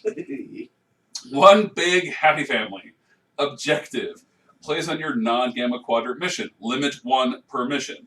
At the start of your first mission attempt here, if you have Cardassian and or Dominion personnel here from at least 4 different species, you may draw 3 cards. Once solved, your Cardassians and non-Gamma Quadrant Dominion ships with personnel of 3 different species aboard are all attributes +2 or +4 if in a region with this mission. This is cumulative. So in that sense, if you say play with 3 Cardassia region missions, you play this onto each one of those missions, you could potentially get a +12 to your ship while it's in that region, but you've already won the game. Yeah. Right? Realistically, at most, you're looking at a +8. Functionally speaking, +2 is all you're going to really actually have to try to hope for. Because again, this is a play, and it's limit 1 per mission, so you have to draw it and you have to play it.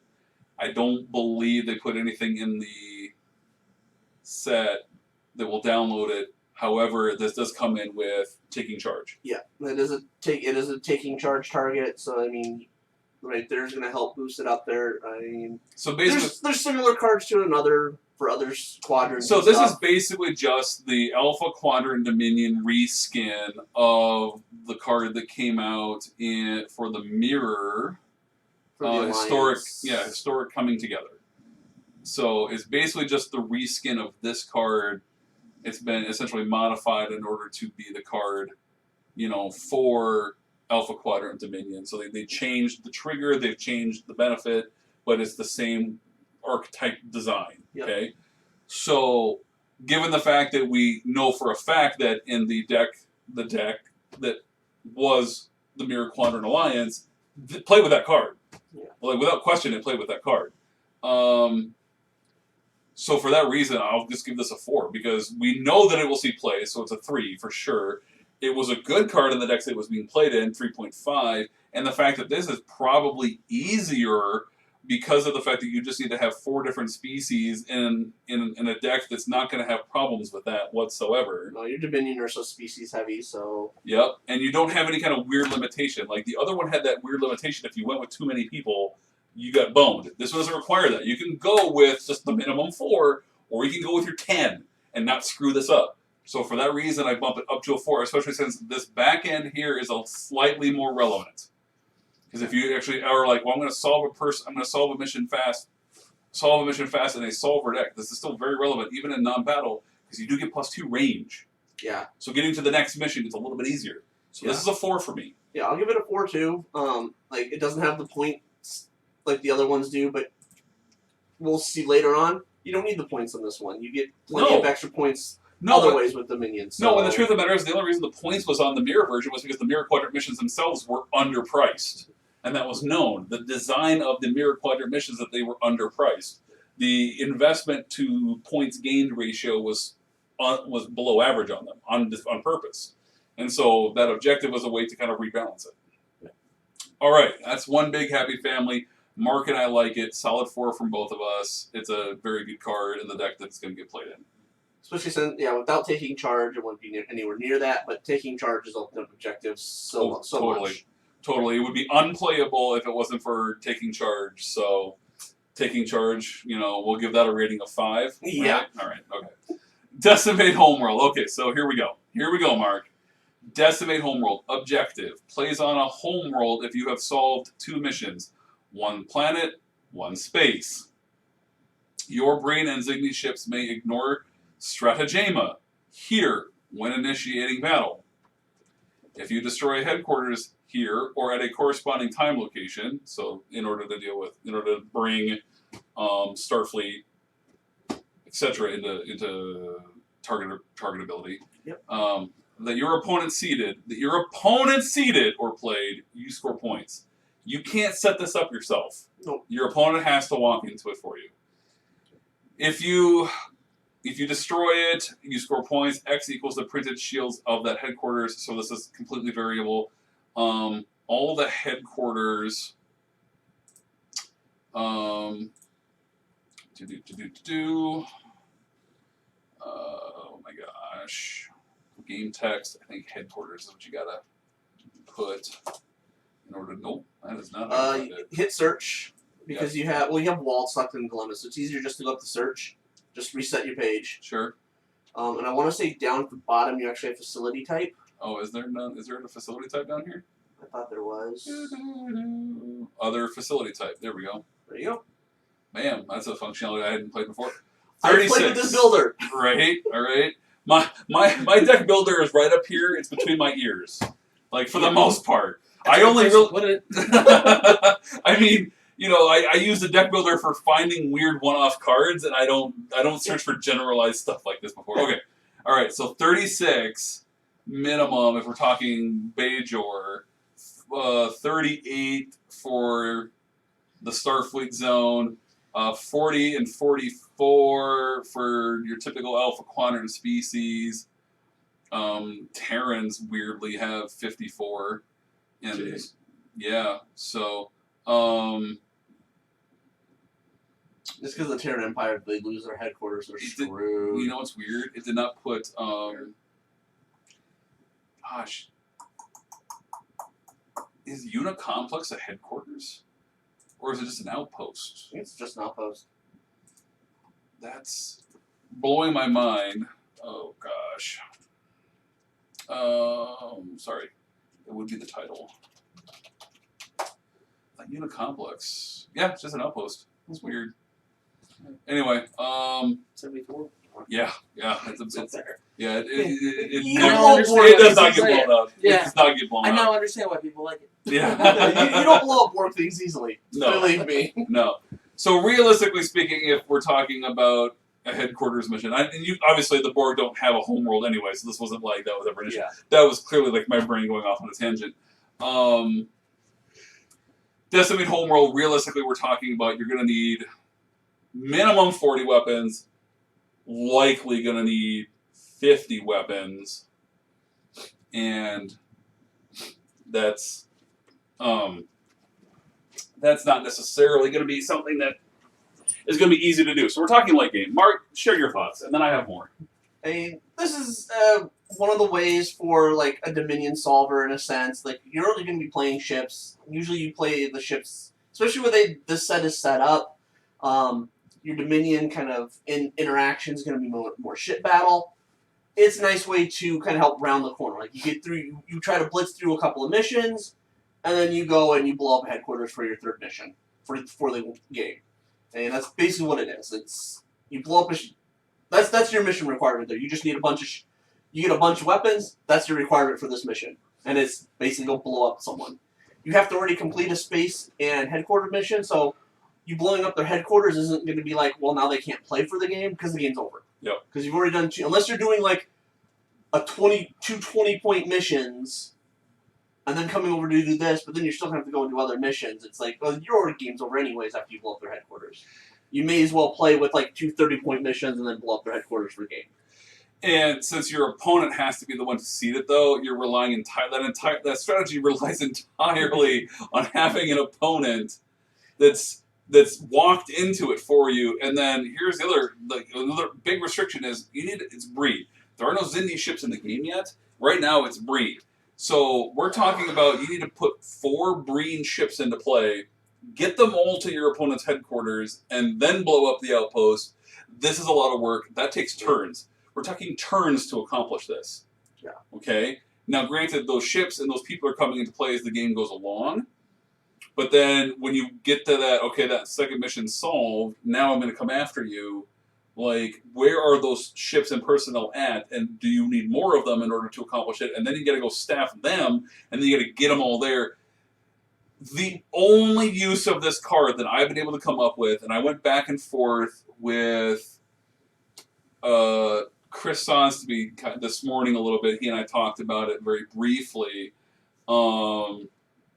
Is the only real thing I can come up with as far as usability for this card is concerned is you don't have to blow up the outpost. This can be a red herring. You can just use this to try to come tag your opponent, but you have to still have solved Planet in Space first. So you can't use it to tag your opponent early anyway. Yeah. Right? And so at best, it's a meta card in the sense of, I might be able to round the corner with this if I built my deck the right way. But that's a lot of Breen ships when the Dominion ships are just as good, if not better. Okay, it's a lot of Breen ships. And then your opponent has to walk into it, and then you have to get this, and it's honestly, its real only use is I'm playing a Alpha Quadrant Dominion versus Alpha Quadrant Dominion mirror match. I outseeded my opponent in the sense that I let them put their Dominion command first, go get their central command, right? And then, so it's their central command that we have at our shared Cardassia Prime. I solve 2 missions, and then I blow up their Cardassia central command with my Breen Warfleet at the location where I started the game. That's really the only serious use of this card that I can come up with that isn't in any way remotely reliable. So this is just like, in a sense, this is just like you said, this is just like Vic Fontaine. This is a round the corner that is so ridiculously high of a hoop to jump through that it is in no way reliable, and you should not build around it. Put it into your kitchen table deck and have fun with it. This is not tournament competitive. I mean, it's one of those things, like, if you have the seed slot in in a Q's tent, because you're going to more likely play with the brain that downloads this if you have the thought with it. I mean, because that's the only time you're really ever going to see it is if that's the case. Yep. Like, it's going to be a card that you sit in your Q's tent, it just sits there, and if the situation happens, I can download this and this will give me the win, okay, I'll do it. But otherwise, you just... Yep. You don't worry about it. But one Q-Stand slot is even that might be too significant of an investment for this card. But yeah, I mean, it depends. Especially who knows what they have in store later on for Zindi ships. They come out then maybe, but right now, like you said, with just being the Breen ships. Yeah. Hopefully that becomes an achievement because it's probably the only way you'll see it played. Yeah. Right. This is another one of those achievement cards. Win a game by having round the corner with Decimate Homeworld. Yeah, right. So yeah, I gotta give this a 1.5. Right now there is hope that when the Zindi come out that this will be a more serious thing. This might even be like their whole win condition where this is actually one of the first things that they're doing. That it might, future Zindi cards might say, you may ignore the requirement to have solved missions to play it or something. But right now, it's a 1.5 card. Yeah. I mean, I'll give it a 2 just because it's, one of those things that can be kind of fun trying to play around and build around a little bit. Outside of this block, I mean... But you can't build around it. That's my whole problem, Mark. It relies on your opponent seeding a card. If you play against Borg, dead card. If you play against Gamma Quadrant Dominion, probably a dead card. If you play against, if you play against the Mirror, dead card. If you play, Mirror Alliance is a dead card. Yeah. There's just so many matchups where it's a dead card. Yeah, I mean there are, but I mean there's still plenty of headquarters that do get played. I mean you'll usually see it at least once in a tournament, but Yeah, but once in a tournament, it does not make you a Yeah. a 2-star card, in my opinion. That just a stronger argument for why you probably shouldn't be in my deck. You know, I mean, see, you have plenty of experience in other card games like this. What's your thought on a card that relies entirely on your opponent's deck design? In my experience, I don't think I've ever seen a card to consistently make like top playable decks that strictly its condition is for your opponent to do specific things, because you can't always, even if let's say the majority of the decks in the top meta are decks that meet this condition, you still can't play a card that specifically dictates whether or not your opponent does something for you to succeed. fair enough. Otherwise you're really not playing the game anymore, from my perspective. What you're doing then is hoping that your opponent lets you win the game. And if you consistently play that way, the majority of the time you're never going to win. And building off of that, the fact that it requires you to have already solved planet and space before you can even play this means like there is a hint of win more to this card in the meta matchups. In the meta matchups, it's almost it's almost a bit of a win more, because like, could you have solved a third mission before you rallied all this nonsense together? Probably. Yeah. Even from my perspective, being a new player that's very, very little played this game, I can see probably a few ways that you could do that. Especially right now with it only being the brain chips. Yeah, that's yeah. So I would have given this a 2.5 if it had been like, if they had worded this like your forces that contain a Breen or a Zindi ship may ignore, so that you could have like paired them with something and then been like, okay, I've solved these 2 missions, I can rally whatever fleet I want, I just have to be led by the Breen and Zindi or Zindi, and then been like, boom, there we go, right? Yeah. But that's not how they worded it, and I'm sure they worded it that way both for thematic and for clarity purposes. Right? Yeah. So I can't give it more than 1.5, and I think that's all I'm going to say on the matter. Okay, moving on. Steel Breen Armament. Space mission. Located at Kelvis 5, covertly penetrate facility, penetrate, and retrieve newly installed weapons technology. Right, Kevin. Hey, I posted on the boards. Mark and I were gonna the full release was happening of the set. Giggity. So now Penetrate, full release. Come on. You're better than this. No, I'm not. I am not better than this. You're not wrong. You know that. You know my D&D character. This is entirely in keeping. That's fair. Anthropology, honor, leadership, 3 security, or 3 Cardassian personnel with resistance and lore, contemptible by Feds, Cardassians, or Bajorans. 3 span as a space mission for 35 points. Mark, I'm going to let you talk about this one first. I like the mission myself. I mean, I'm going to give it right now just a 3.5. It's a useful mission and a lot of things. Like the 3 range is really nice. I immediately saw it and was like, oh wait, I had to double check. You're like, it's a little bit sad that it's a lower end on my TNG Fed mission for space, but it's still a 45-point mission for TNG Feds. But well, the fact that you get it's 3 security, you don't have to. This is not strictly Cardassian resistance. This is worth 3 security. Yeah. So this goes in any deck that has these 3 people in it, and honestly, this combination of skills isn't radical. It's not radical it's at very all. easy to get. Yeah. Technology, honor, leadership. Oh yeah. Super reliable. I mean, 3 security is something that you need to have 3 security and play a lot in first edition. Yeah. So 3 security is not that much of a concern. No. And then Anthro, honor, leadership, like that's just 2 random people that have these skills, which they show up together and in tandem a lot. Oh yeah. The majority of the personnel we've just gone over today alone. If it's like either Anthro, honor, or honor, leadership, or whatever. Honor, I've seen all those skills in just the people in this set alone. Yeah. Let alone all the other sets combined. So. Yes, exactly. Especially with Feds, because Feds, Anthro, honor, leadership might as well be a joke. Yep. Right? It might as well be like, hey, random 2 idiots I drew in my opening hand, go solve this mission with your 3 security red shirt backups that I'm going to play here next turn, right? Well, I want to say the Anther Specialist is a security personnel anyway, so there you Exactly. The guy that you almost always use in your duck blind. So he's protected at your duck blind until you're like, okay, now go steal a Breen armament, douchebag. Yep. And he's like, right on, boss. Like, yeah, this mission's good. I'm going to give this mission a 4. Yeah. I'm going to give this mission a 4. What do you think, Mark? Like, what's your feeling? Actually, thinking about that now, like I'm gonna bump it up to a 4 as well. Okay. Again, for like myself, I was looking at it immediately and I was like, oh, how's my TNG? How many points is this for my TNG Fed deck? Easily 45. Like If not the 50, because of the fact that Anthro, Honor, and Leadership are all mission specialists and feds. Nope. Honor is not. Honor is not? Nope. What am I thinking? Klingons Klingons have a ton of it. Yeah, it's all like Klingons have. Nope.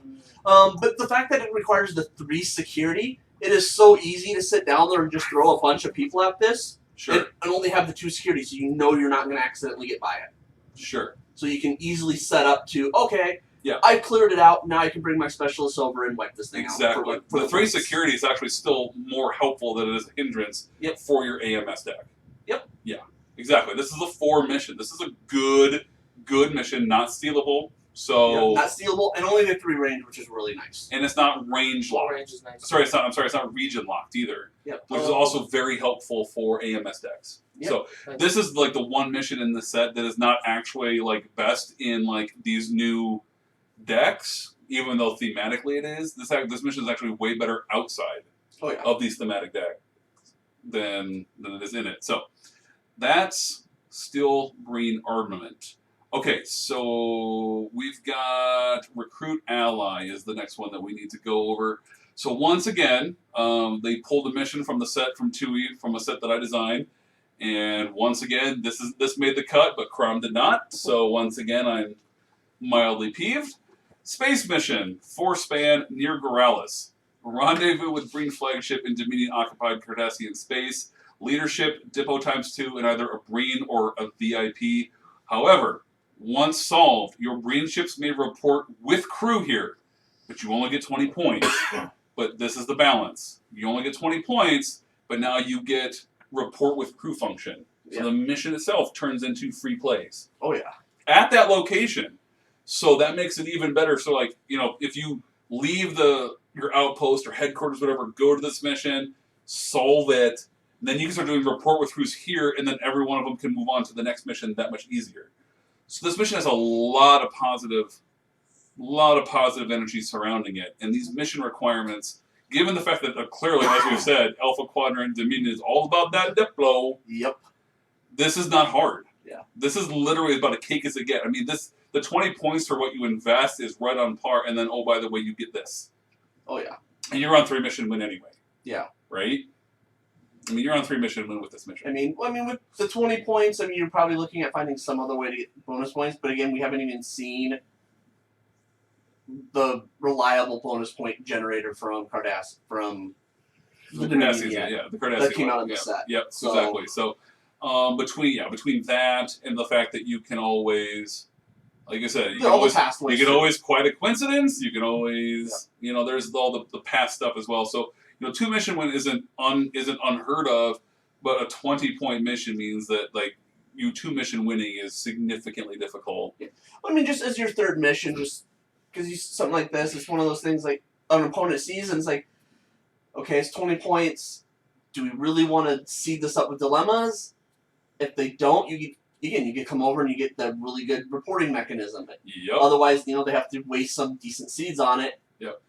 So for a 20-point mission. So this is the fun thing about this mission. The fun thing about this mission is the fact that it's at least a threat to an opponent who was, I have to see dead end under your insurrection because you've allied with the Sona, you have insurrection in play. And this is like the one argument for this might pull a dead end away.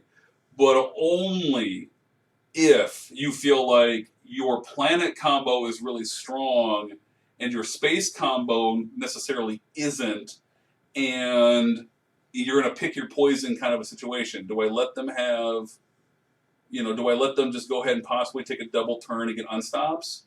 Or do I let them solve this for 20 points, and now they can report even faster. Yeah, and there's that. There's also the fact too that how it also depends on your baseline. If it comes out like if this thing falls right next to where your opponent wants to report, how much of a threat do they think it's going to be? Like, are you going to beeline it over here to quickly think, oh, it's a 20-point mission. They're not going to put anything really big under it. Oh, now you're reporting right next to their headquarters. Yeah, exactly. You can be like, now I'm massing my fleet right on your doorstep. Yep. So again, we're pretty much of the same mind here that like this is like the one mission that can threaten like you need to maybe put that in here. I don't necessarily know that it automatically pulls it. I definitely don't think that because typically speaking, I know from my personal experience, space combos tend to be a bit stronger than the planet combos. But it's and it's going to pull at least one of the space. Most decks they're going to have 2 decent space combos and then a filler space combo. Yeah. Normally, you throw that filler space combo at the 20-point outpost mission. This one you can't do that at. Which again, that's what I was thinking too. Like this becomes kind of a target when you have a card that's this effective. Like to also then create a place where you can start reporting to. It's going to be a target. Yeah. Especially if you can put it on their doorstep. Yeah. Yeah. Especially especially as you're playing an aggressive affiliation, and then now like if this does come out near your opponent, then it's like, well, maybe what you want to do is actually design your deck in a way where you actually are like, okay, I am actually going to download my remote supply depot here. This is going to be the mission that I use Ultimatum to download remote supply depot.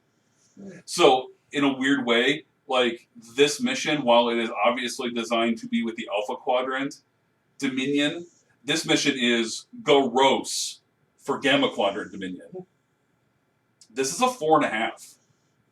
I would give it a 5 if it was just open to more affiliations or had a little bit more points on it. But I get why the designers didn't do it, and I can't really be angry at them for that. This is one of the few like home runs in this set. So as much bitching as I do about some of the other cards of the set, once again, we're fair and balanced around here, and I will give the designers and creative, because this is a cool image too, I will give the designers and creative all the props in the world for this card. This card is really good. 4.5, easy for me. What do you think, Mark? I'll give it a 4. Again, if they had just one other affiliation, even if it was like a random, something random, give it like a Kazon. One of those, like we had one earlier from the last video that had the Vidian on it. Put a random Kazon or a random Herosian on there. Sure. And then, I'd give it higher. But again, with the only no non-aligned icon here, no random Delta Quadrant icon on here. Yeah. Yeah, but again though, like they wanted to keep this as thematic as possible. I completely understand. And the more icons you put on a mission like this, with this, the reason why they didn't do that is clearly this text right here. Because the more icons you put that on here, that's the more like random decks that you open this up to. Yeah. And so you have to be really wary about that as a designer. That's true. I having done 2E design and having an understanding of 1E design, I don't have any desire to actually join the design team for 1E. But I understand what it is that they're trying to do a lot, and I understand like the difficulty in trying to design cards. You're not going to make everybody happy all the time. That's the nature of it. So all my bitching I do is like I'm not asking them to change what they're doing. I like to bitch. Opening that up to a Herosian or to a Kazon thing isn't necessarily going to be overly broken.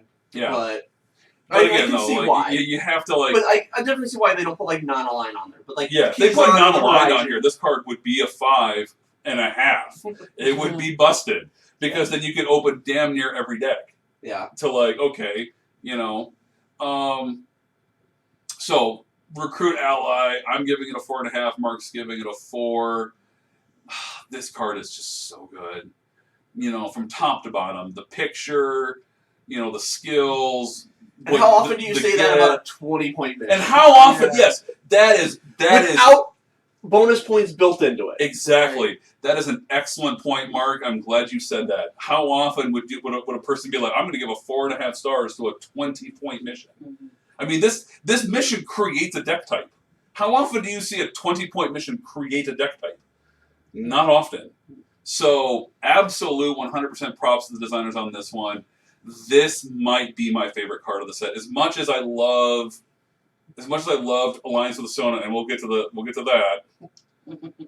as much as I love Alliance with the Sona, you know, yeah, this mission is just so good. It's so good. When it hits your lips. It's so good when it hits your lips, right? Coming from a new player perspective, even I can see like the potential in that card. Yeah. Like the potential of like I've seen a lot of different like outpost cards and different ways of like calling personnel to specific places other than like home worlds or whatever. But like this one seems like you want to succeed in pulling people to this card specifically because of how it's designed. It's just it just seems really, really like a 20-point mission that's pulling some of your opponent's best dilemmas potentially. Yeah, exactly. Like, yeah. Yeah, like your opponent wanting to put some of their best combos there versus your other missions that you want to solve too is going to make you want to play this card. And I can see the potential in that. And not only that, but then of course it becomes, then of course when you start going next level, anytime you have like a really great card, after you figure out all the ways in which you can abuse it, then you have to go next level with it and figure out what are the ways I can use this as a decoy. Because everybody else is going to figure out this is a good card too once I show them if they don't already know. Right. Yeah. Then you start to go next level and you're like, decoy. I can put this mission into a deck that doesn't even give a shit about dropping green ships just to draw their best space combo away from the space mission I want to do. Yep. Yeah. All right. So, Recruit Ally, amazing card. We're moving on. We talked about increased white production in the last video, so we won't go over it here again. Did the same with Battle of Cardassia. I've gotten a few people to contact me say that they really appreciated our analysis of this card, and they basically said that when they looked at the card, they saw all the same things. So I think a lot of people are kind of on the same page about Battle of Cardassia. I had given it a 4.5. Mark gave it a 3.5. The more I thought about it, and the more Mark thought about it, if anything, that really goes to show how well designed the card is. That once again, it's just another card that, like, if two reasonable people come to opposite conclusions on a card, that usually means a card is self-balanced. Yes. And a self-balanced card is a good card, right? Mm-hmm. So that's it. Okay, so Secret Sabotage. We have to pause here for a moment for editorial revision. Last time in the last video we talked about this card, I commented that you could do this on a cloaked ship. Rules, rate check, cloaked ships are not considered here. So you can't do this with a cloaked ship. I actually took my rating back down to the 1.5, and Mark dropped his to 2 once we had a quick conversation about that. So Secret Sabotage, cannot use it with a cloaked ship, but all of the other analysis that we had on this card still stands. This is definitely a card that, like, even though I gave it a 1.5, please, someone prove me wrong. Okay, I want the Cardassians exterminated. Not me personally, but the founder leader sure does. Yep. I rewatched. Okay, so this week, I actually spent this week rewatching the final 10 episodes of Deep Space Nine just so I could once again reappreciate how amazing it is and the fact that I'll never get a Deep Space Nine movie, especially now that Aaron Eisenberg and Renee Auberjonois have passed away. May they both rest in peace. So that's, I will live in those 10 episodes for the rest of my life. And it shocked me how, like, well the writers crafted the situation where, and I didn't notice this, like the first several times I've watched those episodes, how each time they make the founder leader and Wei Yun make a critical mistake in the final episode, they say, I don't think I've made a mistake, or you've made a mistake, and they go, I don't think so. And it ends up being the critical mistake. Like, there's 2 critical mistakes they make, and one of them is, kill this man. He's like, you're making a huge mistake. That's how the resistance gets into the building. And they're like, I don't think so. I'm happy not. It was chef's kiss for writing by the writers of Deep Space Nine. And the designers of the card game have done an excellent job with this card. Yes. So because Mark, I know Mark, you really wanted to talk about this. I'm gonna let you do all the talking on this card because I did like so much talking on Recruit Ally because that's like my card of the set. So Mark, you have the floor. Again, like we were talking about ways for Deep Space Nine, regardless of what type of affiliations you're running to help round the corner, this thing gives you the chance to score double-digit points easily, and it's a downloadable card off of the Founder, which you're going to be playing anyways. Personally, I really love the fact that you can't abuse it with the non-hologram personnel that you have to kill. So you can't just, I'm going to kill these 3 holograms and then reactivate them next And then turn. go, yep. I've played against enough hologram decks where it's annoying anyways. Right. But like, again, you're rounding the corner, so those Cardassians already served their purpose. Yep. Let's just get rid of them. And, especially with again, some of the unique ones that came out in this set where you're looking at, 3-4 skills. So you're looking, possibly getting 12 to 15 points easily with this card. So it should be really noted. This will be my one add-in thought here, is that this does not say once per turn, once every turn, once each turn, once per game. None of that. You can solve your 2 missions, have 1 copy of this in your hand, have your Founder leader in play, and just be like, I kill my 6 dudes and I score 30 points. That's my 3rd mission. Yeah. Again, like I said, it's a great way for your Dominion factions to round the corner. Yes. Because this effect right here, present with your Founder to peek at the bottom, see card there was and score whatever points. This is an effect. This is your cost, kill them, check what they have. This is your requirement, but then this is all just effect, okay? And even if all you have to do is, even if like rule says, okay, well, Kevin, you're slightly wrong on this, you do have to do this at different missions or whatever, so what? It doesn't say your mission, it just says a mission. So you can literally be like, well, I'll do it at my Cardassia, even though I've already solved it, there's just nothing to see. And then I'll go next door to my opponent's mission and do it there, regardless. I know what my dilemma is. Who cares? I win the game. This card is really good. This card is really good. As far as round the corner strategies go, oof, yikes. This card's rough. Yeah, a variable for like, because again, it's not. You don't want to. Obviously, you don't want to do this after you solve your first mission. Maybe you do really want to see what's there, but so much of this game is like how many people can you put in play, how quickly for those first 4 to 5 turns. So you really don't want to do that, right? This is pretty much just solve your 2 missions and then just go blam. I kill my 6 dudes, I win. I would say the only reason you would do this without wanting to round the corner for the game win would be if you had the right Cardassians in play. It's a way to round the corner for a dead end to do like insurrection. Good point. That is a very excellent strategy consideration. You could burn the first one just to get past a dead end that you found at the next mission that you want to do. Yep. Wow, okay, so I'm sold. I already thought this was a great card. You just found an even way awesomer use for it. Yeah, but I give this a 4.5. Yeah.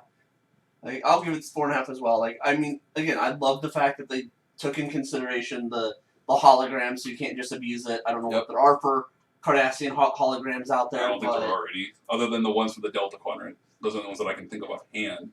But again, so you're looking at even, multiple factions, not just this set, DS9.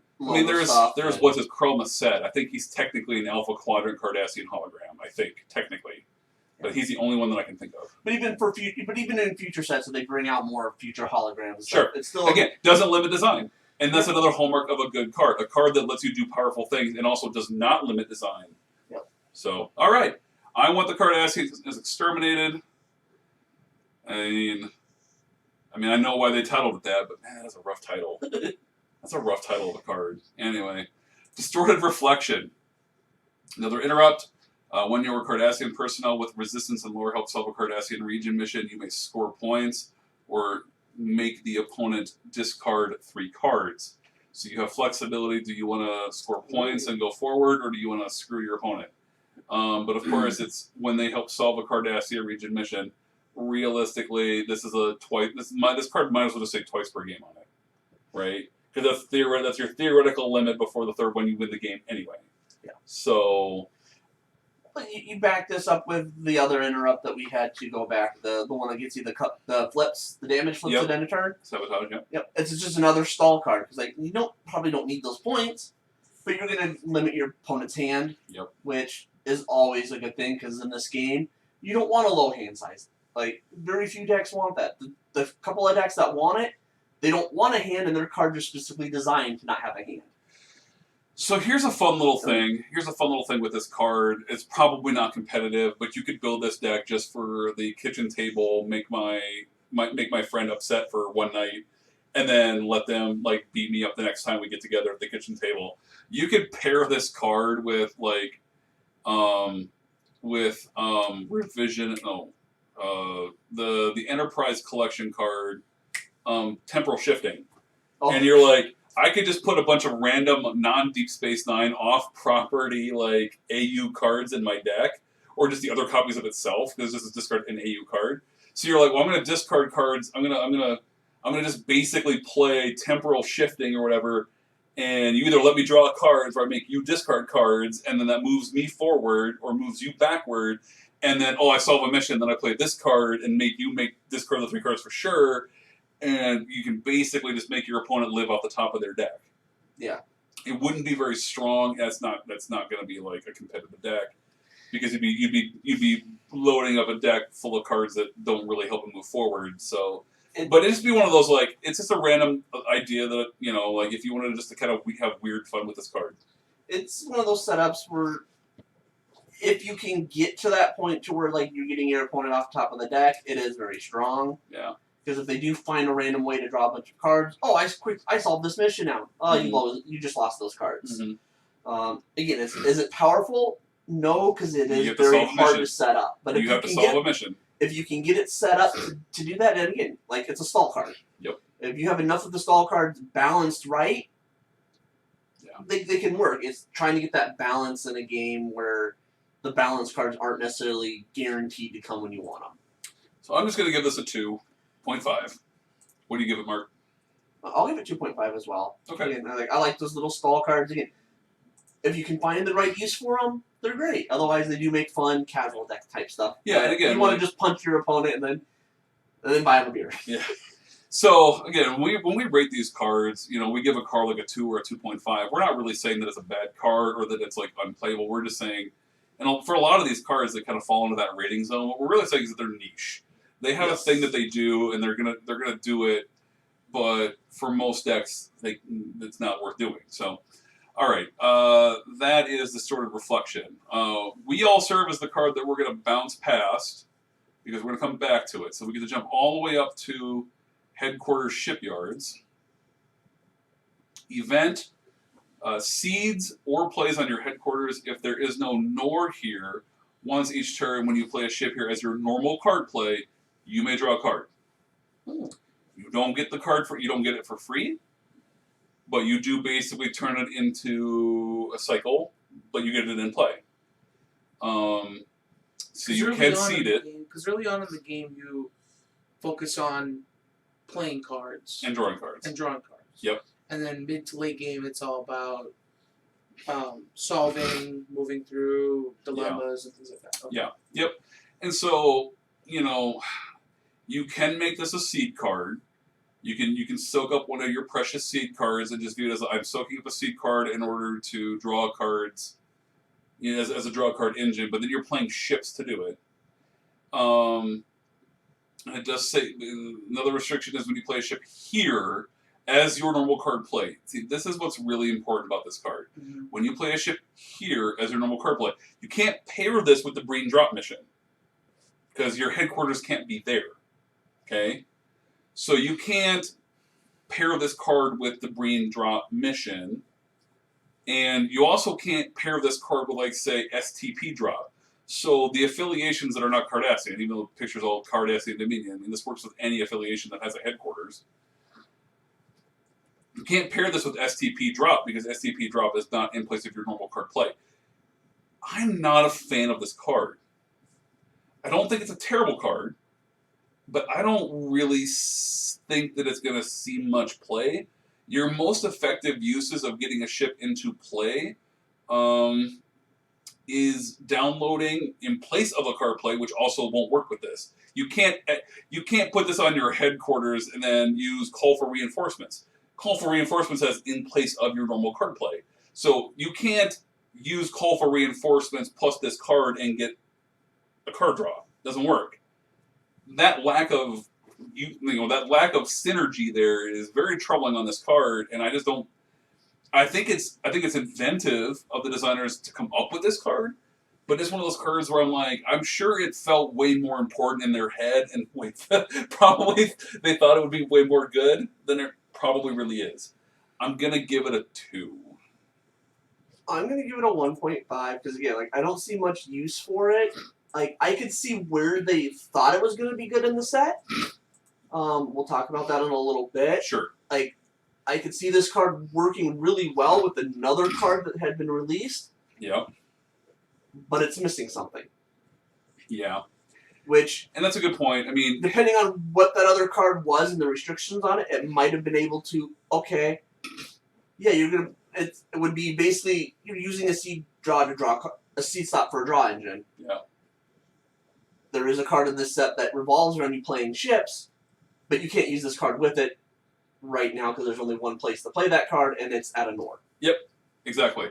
And that's the whole thing. Is that like they were because I almost guarantee you that what happened is that they probably did not have the "there is no Nor here" text on this, and then people were like, well, if I seed my Deep Space Nine to the same place as my Bajor headquarters, and I do staging ground drops there, wow, am I off the races? And they're like, no, we have to put a restriction on this. And maybe they had foresight and said, no, we'll put this on the card right at the beginning so that we don't have this with staging ground.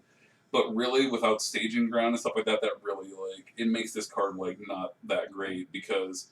The only thing I can see it being played with is some of the shuttle drop decks, but those aren't very strong anyways. Yeah. How often does an average game, how often does a player play a ship? As a card play. As a card play. As their normal card play? Yeah. You might do it sometime around turn 5 or 6. And by which point you're pushing to the end of the game. It's usually your second or third ship. And it's usually your second or third ship. Because the first ship that you get is the one that you want reliably, and you're getting it through some kind of downloading means. Right. And so because you need it, and you need it reliably, and you want it to be this ship, and you want it to be at this location. Right. So realistically, you're going to get this effect maybe twice a game at best. And not even at the beginning of the game, which is when you need it. Which is when you need it, yeah. So even from a perspective where I don't play the game enough, I don't see this card being important enough to be cared about. Like, Especially since we haven't seen any other way to get it other than to seed it or use a card play to play it out of hand or defend homeworld to go get it. Yeah. So I'm not there's seeing a lot better to defend this homeworld card. targets. What I I'm will not seeing a say reason in defense of this card is that this card has future Yes. possibility. Yeah, okay. Like future designers, future sets could find a way to make this card good. There's enough here that you could do that. Depending on what starbase that we're missing for staging grounds, that could have made this card. Yeah, because if that future starbase could theoretically play at the same location as a headquarters, then this would work. But it's the fact that this has to play theater play in your headquarters, which basically means that maybe Romulan all property can use this because they'll seed 2 headquarters at Romulus and they play all their stuff there. Maybe. And that's about much of a stretch as I can come up with. I mean, the Jorns want to use Deep Space Nine badly, right? And they don't really use Chamber of Ministers that much. Your big headquarters decks, like you figure, your Enterprise decks, they don't play enough ships. Yeah. You get 2, and then again, you play 1, maybe 2 of the ships. Any of the other ships you get are downloads. Yeah. Okay. Enough of that card. Enough of this card because we could theorize all day long and still struggle to come up with stuff for it. We went over attack plans, Mental of the Empire. What we have next is Terrorist Explosion. It's a Planet Dilemma. It damages your facility here, so basically if you're facing it, it's damaging your facility. Unless force security or resistance personnel is present, then discard Dilemma. So what's important is that if you don't have force security or resistance, it is just a stop. So that isn't terrible. It's not great. Damaging the facility should be strictly seen as gravy or icing on the cake, not as your reason for playing this. No. because damaging an opponent's headquarters at their home world is basically like so my brain fleet can do this a little bit faster, which is maybe what they were thinking with when they designed this card. But that's about it. Because, I mean, unless you happen to guess correctly on where they seed their outpost, and you're a battle deck who could potentially blow up their outpost, kind of a soft pass on this dilemma. Because force security or resistance, while that is not necessarily easy to come up with, it also, because you discard dilemma, it doesn't mean you have to come up with it. You just like, if I beam down the minimum 3-4 people, whatever, they face this dilemma, they get stopped, it goes away. My next group is moving on. Yep. That's not necessarily all that good. Yeah. You know, especially since they're not; those people are then not stopped. At least with something like Chula the Game, where it's like, here's some difficult requirements, stop all of them, then discard. Those people are stopped until the end of the next turn. Yeah. That makes it usable. So I don't really see much of a home for this dilemma. 1.5. I'll give it a 1 again. I don't Our first one. I don't see a lot of play. And again, Hate. the fact that you have to discard it. Well, Discarding again, dilemmas are such a precious resource. Yes. Dilemmas are such a precious resource in this game, and any dilemma that doesn't feel like it's going to hold its own weight is not going to hold its own weight. I mean, I can somewhat understand, you know, if it damages the headquarters when you see it right away. Yeah. They don't want it. Okay, they see it. Even if they come up with the force security, then it damages it again the next turn. Next time they go to face it, I can understand that. But you could have at least sat down there, you know, threw it on the mission or something. Yep. And then required to get by it afterwards. They could have designed this where, like you said, it's okay, you face it, you damage the facility here unless this here. Then instead of discard dilemma, it should have been like, place this on the mission with a countdown. If this is not here, if this is not on the mission by the end of the countdown, then the countdown damages it again. And you could have had a dilemma that, like, this dilemma could blow up a headquarters if you don't have force security or resistance personnel there. Yeah. Right? That could have been interesting. And you could have given it like a countdown of 2, right? Give it a countdown, because I mean, again, like the resistance, right? Certain decks, it's easy enough to come by, and the force security, you're going to be playing plenty of security in decks. Exactly. They could have put a countdown on this and been like, place this on the mission. You know, when this dilemma counts, when this dilemma counts down, damages a facility here. You know, and then they could have put like, you may cure this with. Yeah. Instead of the discard dilemma, added another line to it and stuff like that. It'd have been totally fine. They had the room. So I can't give it much more than the 1.5. Mark gives it a 1. I don't think we're being unfair or mean to this dilemma. It's just it's a dilemma that they put in here for some odd reason, and I don't know why, when there could have been something so much better. All right. We did Someday I'll Retire here. So we're down to the last 3 cards before we circle back around to We All Serve. Romulan Mind Probes. So this one's already generating some controversy. It's a dual dilemma. 1 personnel random selection continues along with all crew or away team members who have at least 1 printed skill matching that personnel. All others are stopped.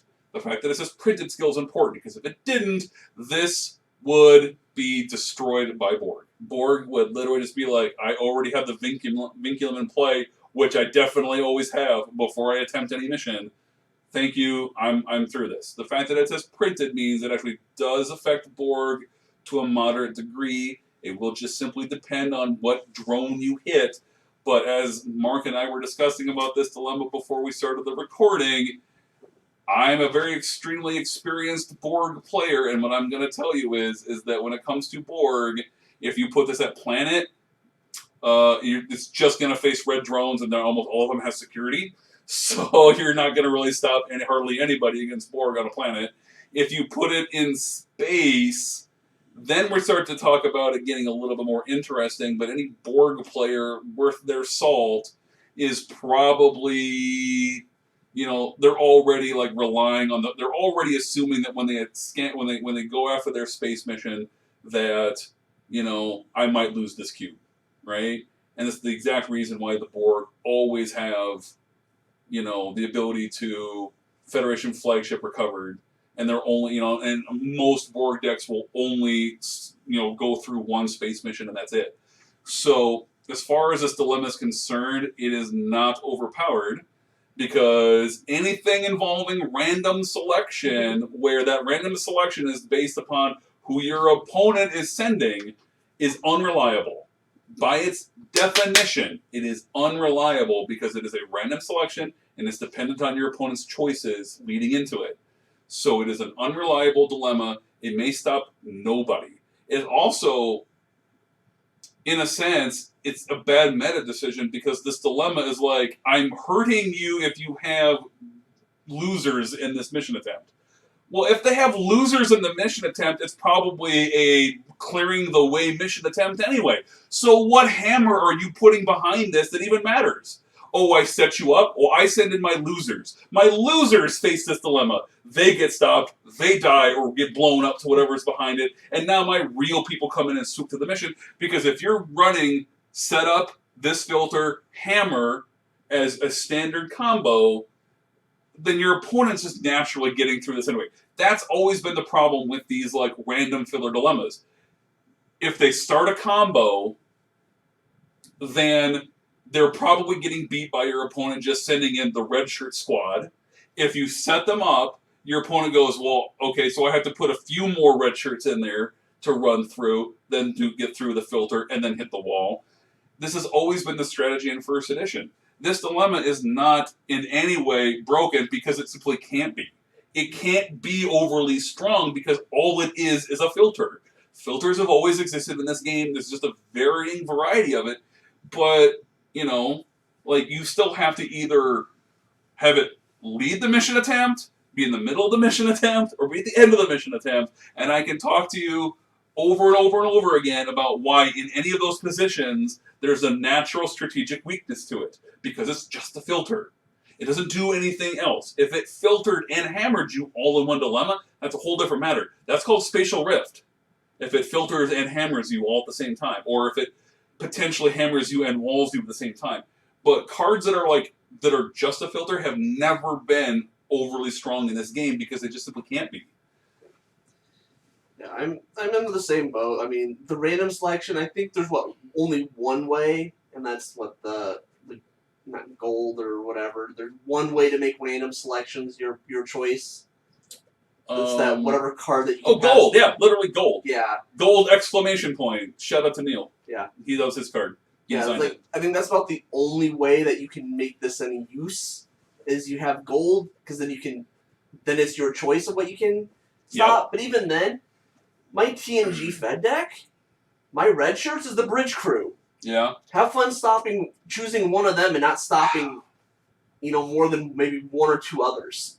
So they're all going to get through because I solved with the red shirts in that deck. And even the problem with gold is that when one of your personnel is eligible for random selection, you may then pass the card to make it not that anymore. So,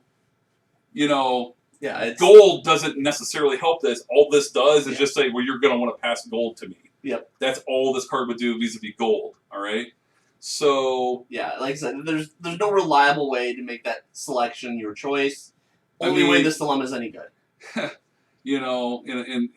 It's just... No, this card is not broken, it's not game-breaking, it's not even super strong. It may be virus-related, so it works with Pawns of the Military, as has been pointed out already.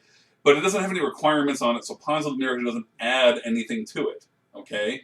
Pawns of the Military doesn't really work with this dilemma other than in the sense that it can be a 2-for-1, right? You seed Pawns of the Military, and then you go grab this and something else. And then, of course, just by the nature of Pawns of the Military, it gets a little bit stronger. But again, filters have never been overly strong in this game because they don't do anything but that. They don't stop the opponent. They don't have any requirements for you to meet. They go away immediately. And so whatever it is they're doing, they have one shot to do it. And in a game with limited dilemmas, that one shot better be good. And since it's, by its very nature, unreliable, this dilemma's a 1. Yeah. 1.5.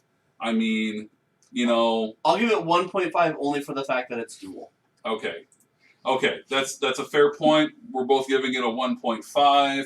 I feel like that's entirely fair for a dilemma that is nothing more than just it does its one job, but it doesn't even do it necessarily reliably. Yep. And then there are other dilemmas that have existed in this game before this dilemma that have done the exact same thing, and they've never been all that great either. So writings on the wall, Romulan mind probes, not that good. And again, like you said, and like I've said, as part of this conversation, this dilemma only really is good against bad people, and if all you're doing is if it faces bad people, it means that whatever it's filtering, your opponent doesn't care about losing it, right? And if it faces good people, then that typically means that it's going to whiff. Maybe you get something random down the line where you get a Romulan, since it's a Romulan mind probe.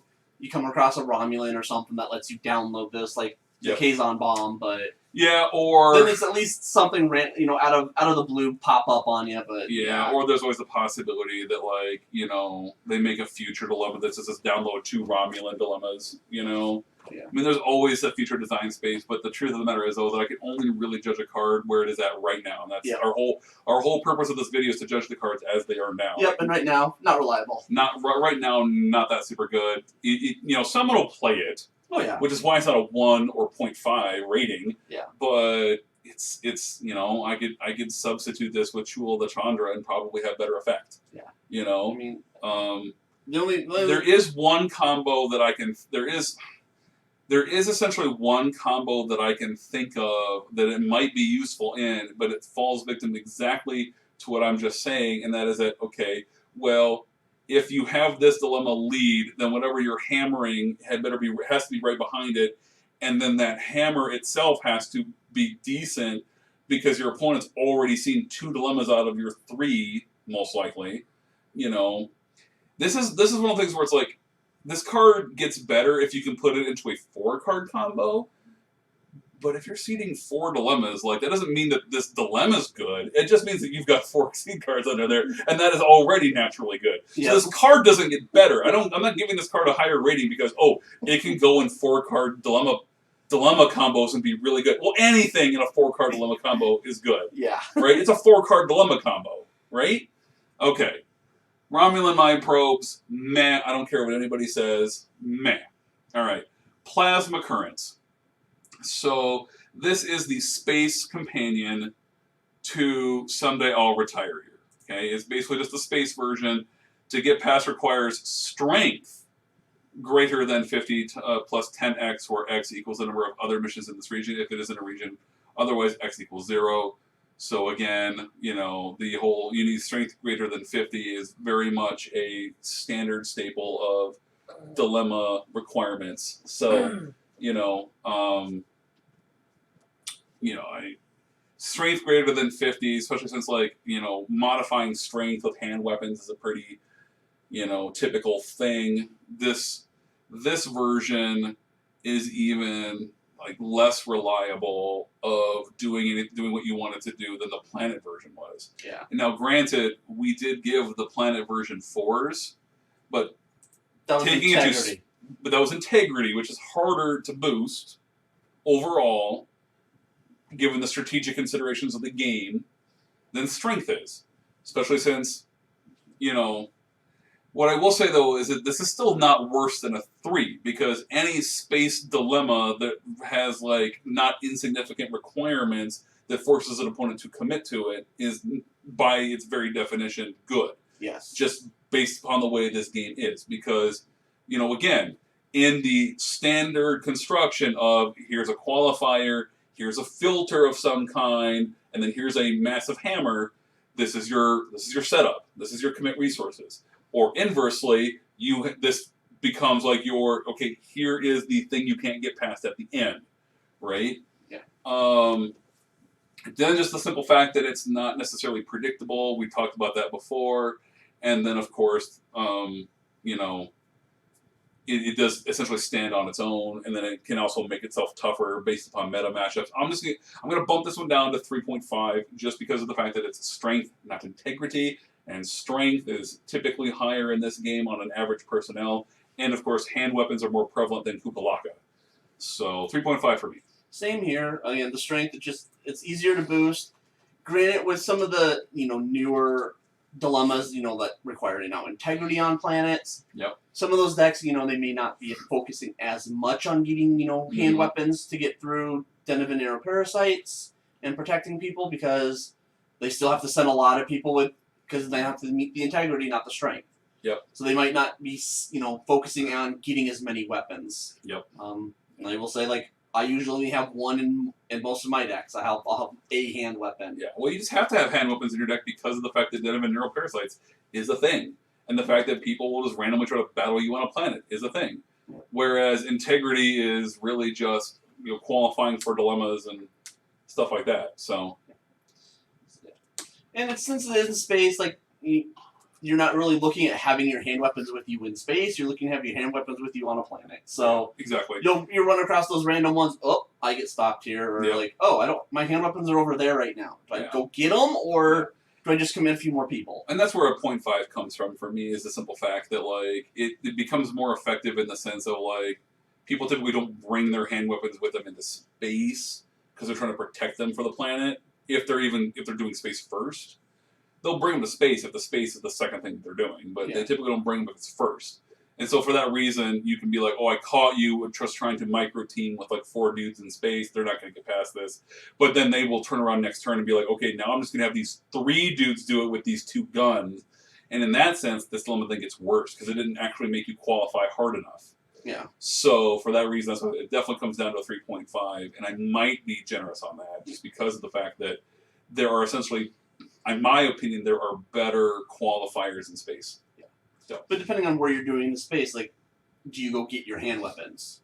Yeah, exactly. That's the thing. Now I have to go get my hand weapons to help get through this bump. And all right, so our second to last card. We have morphogenic virus. In my opinion, this is definitely the best dilemma in the set. Okay.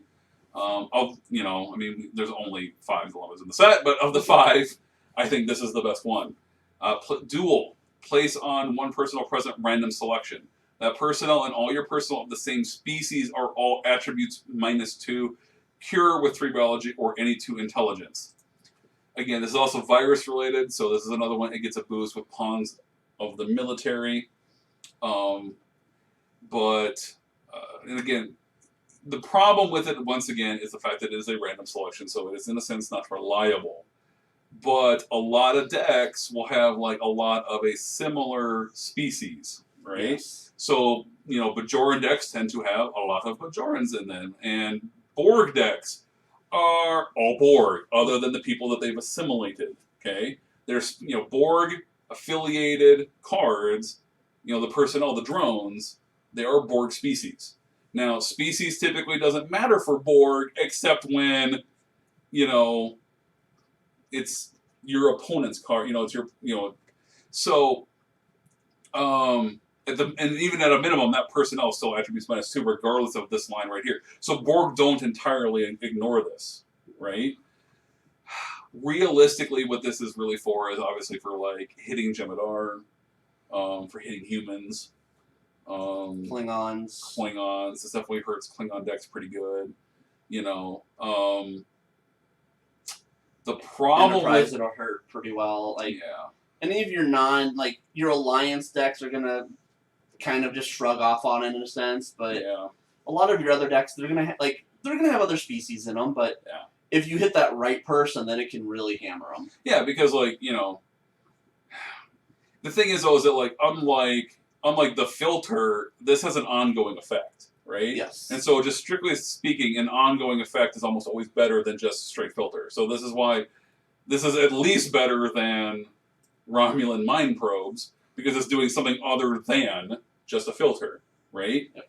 It also has a reliable effect, meaning that at the very least one person's going strength -2. And while that may not necessarily seem significant, it can very easily turn my opponent had 51 strength to 49 strength, right? And then they can't get past Hanonian Landiol or something like that. And also definitely sets up Founder Secret, right? Because, one person's going -2, and then if you're the right person, you might have your opponent might get -8. That might be very, because this broadcasts. The person doesn't have to be present. It's a broadcast. So you can't be well, I'll just beam this person up, send everybody else down, now I can get through Founder Secret. No, that is not how Yeah. that's going to go. That's the reason why I feel like this might be the best dilemma, because it has a lot of like weird possibility to it. And the fact that its cure requirements are not common. No. Also, the fact that it's, again, downloadable with pawns and military. So anytime you get like one dilemma into two dilemmas, and that one of those two dilemmas is in itself good, there you go. So morphogenic virus, I'm going to give it a 3.5.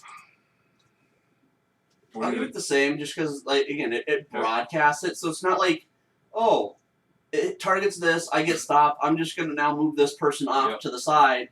It's still going to harm every other personnel of that species. So unless they hit, your random one or two of species, and then like say like a TNG Klingon deck, well, that's really going to hurt unless they hit like the animals or something. Yeah, exactly.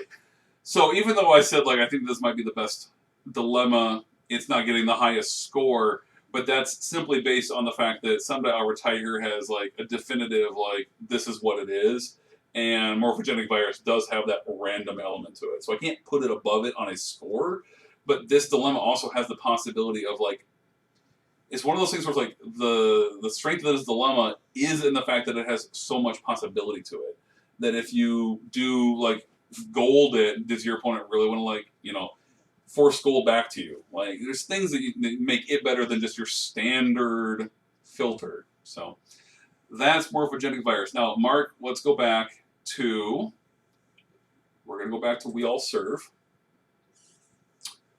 So this is the last card that we're going to preview, and it is the last reporting mechanism in the set. Reactor Core Incident, so downloadable with Reshape the Quadrant, plays on table, download Treaty Cardassian Dominion, nullifies your Dominion War efforts. You cannot play this with Dominion War efforts. Once each turn, one DS9 Dominion or DS9 Cardassian personnel with 4 or fewer skills and no special download may report for free, then you may draw a card. Discard if you have played a personnel not native to the Alpha Quadrant or any Cardassian honor personnel. I do not like this card. It is basically, it is just another example of this is a card made in the CC era of, okay, we started with the whole warp core cards. Here's your play engine. We're going to limit it. You only get to do what we want to do. We've looked through every personnel that exists that would qualify for it. We know exactly what we're allowing you to do. And the fact that they're being especially nasty on, you don't get to do any of these personnel at all. And it's play. It's played. Okay? And since, so you can't even, like, I can't morph a guy in, right? I can't just be like, oh, I'm going to, if you report a personnel at all, it's playing them. So I can't even, the walls have ears. And that's what really pissed me off, was when I thought about it, was like, I can't even the walls have ears with this card. I can't be like, oh, I'm going to, like, play infiltrators of any kind with this card. We all serve the Founders, but you don't get to play them. Like, and maybe that is thematic, I guess. But it pisses me off, And then once again, and then you have this issue right here, where once again it's you only get them for free, and you only get the card draw if there's no special download icon on them. So it's the same problem that pisses a person off randomly when they're playing with, continuing mission. They're like, well, I have this 3-skill, 1 special download, or this 4-skill special and a special download guy in my hand. He doesn't qualify. So, well, that sucks, Because a report for free and a card draw is typically much more usable than whatever special download it is that they had, right? So, there's just, I feel like there is way too much restriction. And then, of course, you can't use Dominion War efforts, which is its own huge problem of a restriction. This card has like 4 massive restrictions on it. And that's too many. That's too many restrictions. This card is so restrictive. This is the, hey, newer player, you play with this card so you can learn some stuff, but hopefully you've been paying attention to all the things you can't do, which if you have too many things you can't do, then it also becomes a little un-new player friendly. The honor, the non-honor, not being able to play an honor Cardassian. Well, it's clearly to make it so that you couldn't use it with, like, Liberate Cardassia, for Cardassia, and any of Legate Damar, or any of those guys, right? To me, that's the one thing that didn't need to be on here. Oh, and see, and I'm like, this is the thing that I am like least upset about. To me, it's the front side. It's the front side for sure. I mean, not be like the non-alpha quadrant one. I can see that again if you're trying to get new players. Again, because now you're limiting just alpha quadrant. You're just the one quadrant thing. Yeah. The whole not being able to do Dominion War efforts. I mean, that's why they did so many of the universal 3-4 skill guys in this set was to help out with that. Some newer players I get to download this personal. Which one do I go get? And if they don't know the skills that they're looking for right off the hand, they may which one of these do I get? Yep. Where at least now that eliminates it. That's going to help speed up a newer player's gameplay in that aspect. Sure. But yeah, limiting the fact that they can't do an honor personnel, because again, we're going back to the TNG cards. None of them really have that type of restriction to them. There's maybe the Klingon one where you can't do treachery, but well, the thing is though is that the Fed ones don't have anything like that. Yeah, but even the Klingon one, it was well, here's the play engine for this side of the Klingons, and here's the play engine for that side of the Klingons. Yeah. This isn't supposed to be a side. This is supposed to be the we all serve the founders. This is supposed to be the card that's hey everybody, let's all work together. And it doesn't. It's no alpha quadrant dudes, no honor personnel. We all serve the founders, but not you guys that came to the Gamma Quadrant, that came to the Alpha Quadrant with us at the start of the war. They're all dead, supposedly, I guess. I don't know. There's thematic problems, there's gameplay problems, it's overly restrictive, it's borderline new player friendly and also borderline new player unfriendly. This download of the treaty is meaningless, because you can seed the treaty.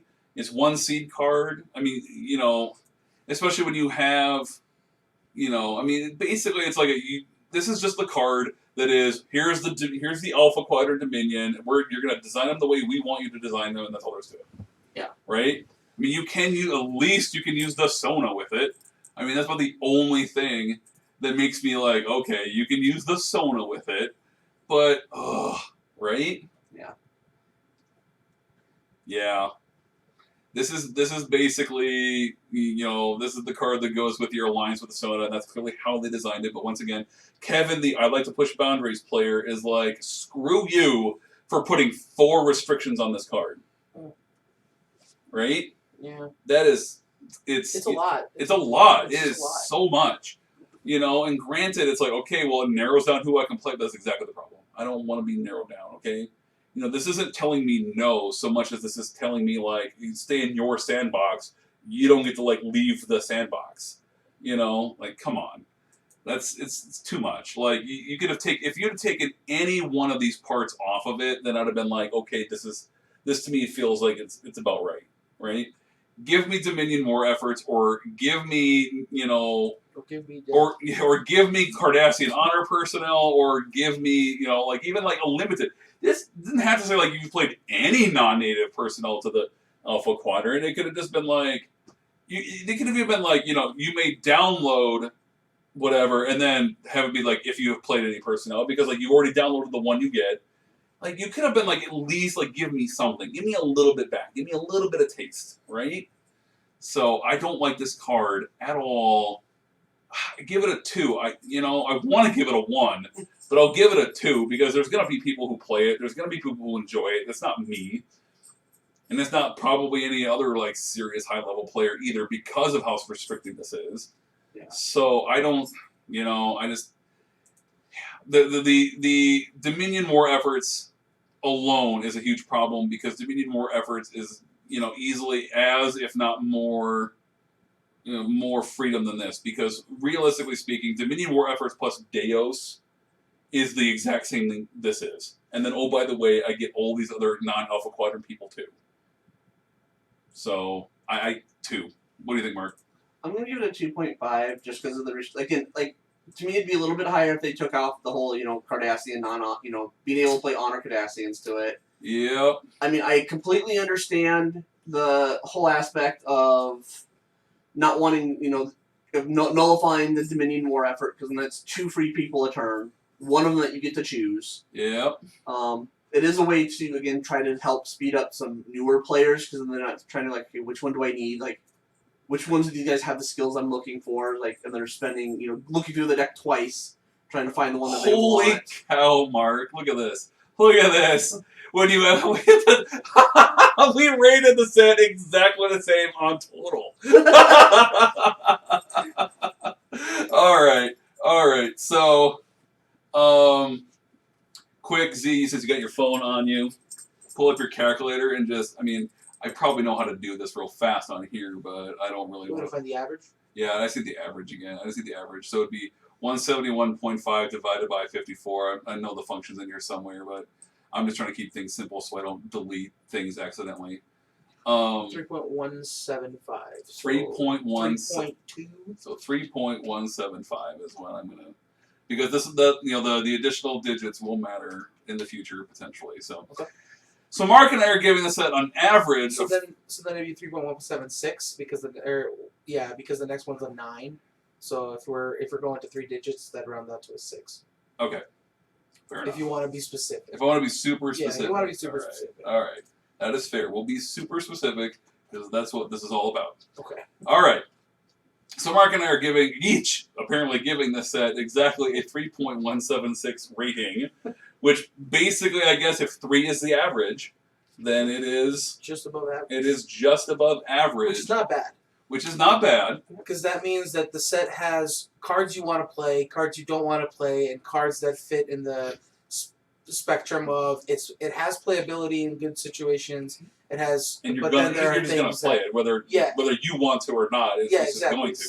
So overall, I think anything above a 2.5 really yeah. is going to be a well-rounded set. Yeah. So exactly. I think overall, it's a good set. Yeah, because and it is. Again, theoretically, you get to this average not on the backbone of your 3s. Obviously, you get to that number on the backbone of your 4s and your 4.5s, because you're going to need enough of those to balance out the 2s and 2.5s that are invariably going to show up in your set as well. Mm-hmm, mm-hmm. So I think that if we were to go back and rate a lot of sets, I think they would all just kind of bounce around that 3 point. By using our scale that we've essentially, been using for the set.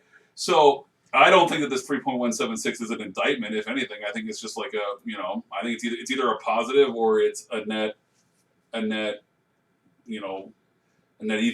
Mm-hmm. I don't feel like we've been overly hard. I don't feel like we've been overly generous. And I also, I think that this number does kind of accurately represent how I feel about it, because there are definitely cards in this set that I'm excited to play with. There are cards in this set that I am upset about. There are cards that I'm even though I don't think I'm going to play with it, I feel like this card's really good. Or at the very least, it was well designed. And there are cards in here that I'm very disappointed in that I felt like they could have done so much more with, and they didn't for whatever reason. Like Booger Flicker? Flick a booger. The Flick a booger. To me, it's one of the more playable sets overall that's come out in the last year and a half to 2 years. Mm-hmm. Granted, a lot of that had to do with the fact that they already had large chunks of these support cards from previous sets, so it's not like they're trying to bring out something new. This is a lot of support stuff for what they had in the past. Yep. You could see that with the play engines they had. It's just bringing out extra play engines now for this. Where in the past sets, you get this new play engine, but there was no cards previous to it. Again, from first one, staging ground after the whole set, I'm a little bit more disappointed in. We didn't see the Starbase. Well, we knew that. That was known because Charlie had said in the forum that he's I had them add the Starbase on there as an afterthought, literally right before they decided to start releasing the set. Okay, because of the fact that he's well, this was something that I have in my mind as something we may put into the game in the future. So literally, it's a last second. Okay. It was literally a last second broken link, which we railed about broken links. Yep. We don't need to do that again. I didn't realize that it was a last minute entry, so yeah, a little bit less than disappointed in it. Again, there could have been other cards, the events, the one HQ event. Probably the other broken link that was in the set probably would have been a better card to replace with. Yeah. Yeah. Again, for a moment I was both okay, well maybe card number 8 will be Kanar because it fit perfectly into the alphabetical order of the set, and and was like, okay, well maybe it is Kanar. Maybe that won't be a broken link. Maybe Mark and I will have to eat our crow. We'll have to eat some humble pie for a moment on that. Then we picked a card that actually wasn't a broken link. But then nope, that's not how it is. Like it's a broken link right now. So, although I will say with some of the to go along with this, if you haven't checked it out, they have put up some new rules updates that just came out that go along with this set. Yep. Yep. Everyone check that out as well. Make sure you check out James Heaney's article. He does an amazing job. Yes, he does. Of explaining everything. James is a very smart guy. He and I don't agree on everything, but I have nothing but the utmost respect for his thoroughness, especially when it comes to 20 rules. Yes. And it made at least the fact that I have to play Staging Grounds on Deep Space Nine a lot less scary. Yeah, a lot less scary. You're not going to lose it just because you lost control of Deep Space Nine. Like, you have to blow up Deep Space Nine before your Staging Ground is going to go away. And then just overall the making the sites more friendly to new making people. The sites, that was yeah. Yes, if you haven't looked at it, Nors are so much more user friendly now. Check it out.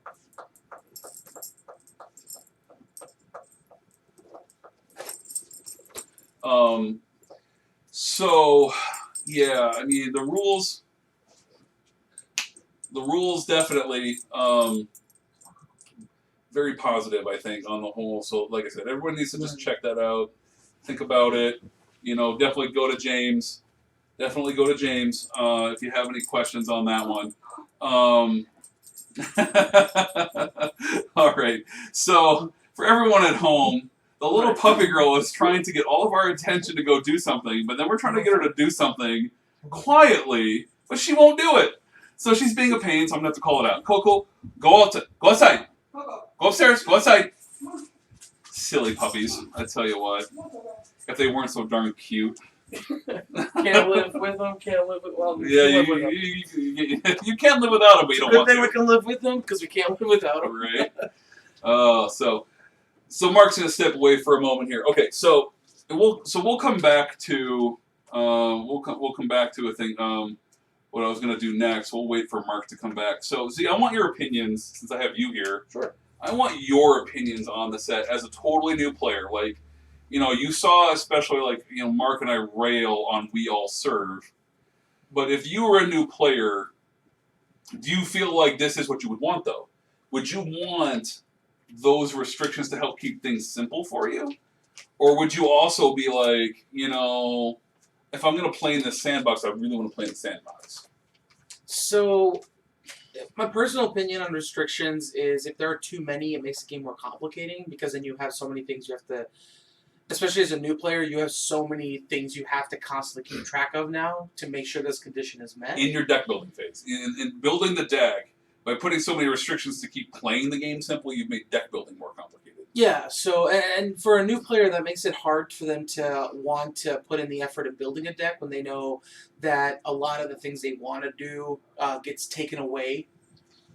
So it takes away from, like, variability, personalization. Because I know a lot of players, there are players that will build the same decks as other players, but they'll have their own twist on it because they have a different play style. Yep. And giving them that versatility kind of makes it their game to play as well as everybody else's. Sure. So when it comes to like restrictions, I think variability is more important than restrictions, but I think restrictions are important to make the game playable. Sure. So with a card like this, I think there's too many restrictions to make it fun to play for a new player. Because if the game isn't fun to play, a new player is not going to latch on. That was one of the reasons that early on when I started playing, it wasn't fun for me to play. So it made it hard for me to want to keep playing it. Yeah. Whereas Tui, I was having fun playing it.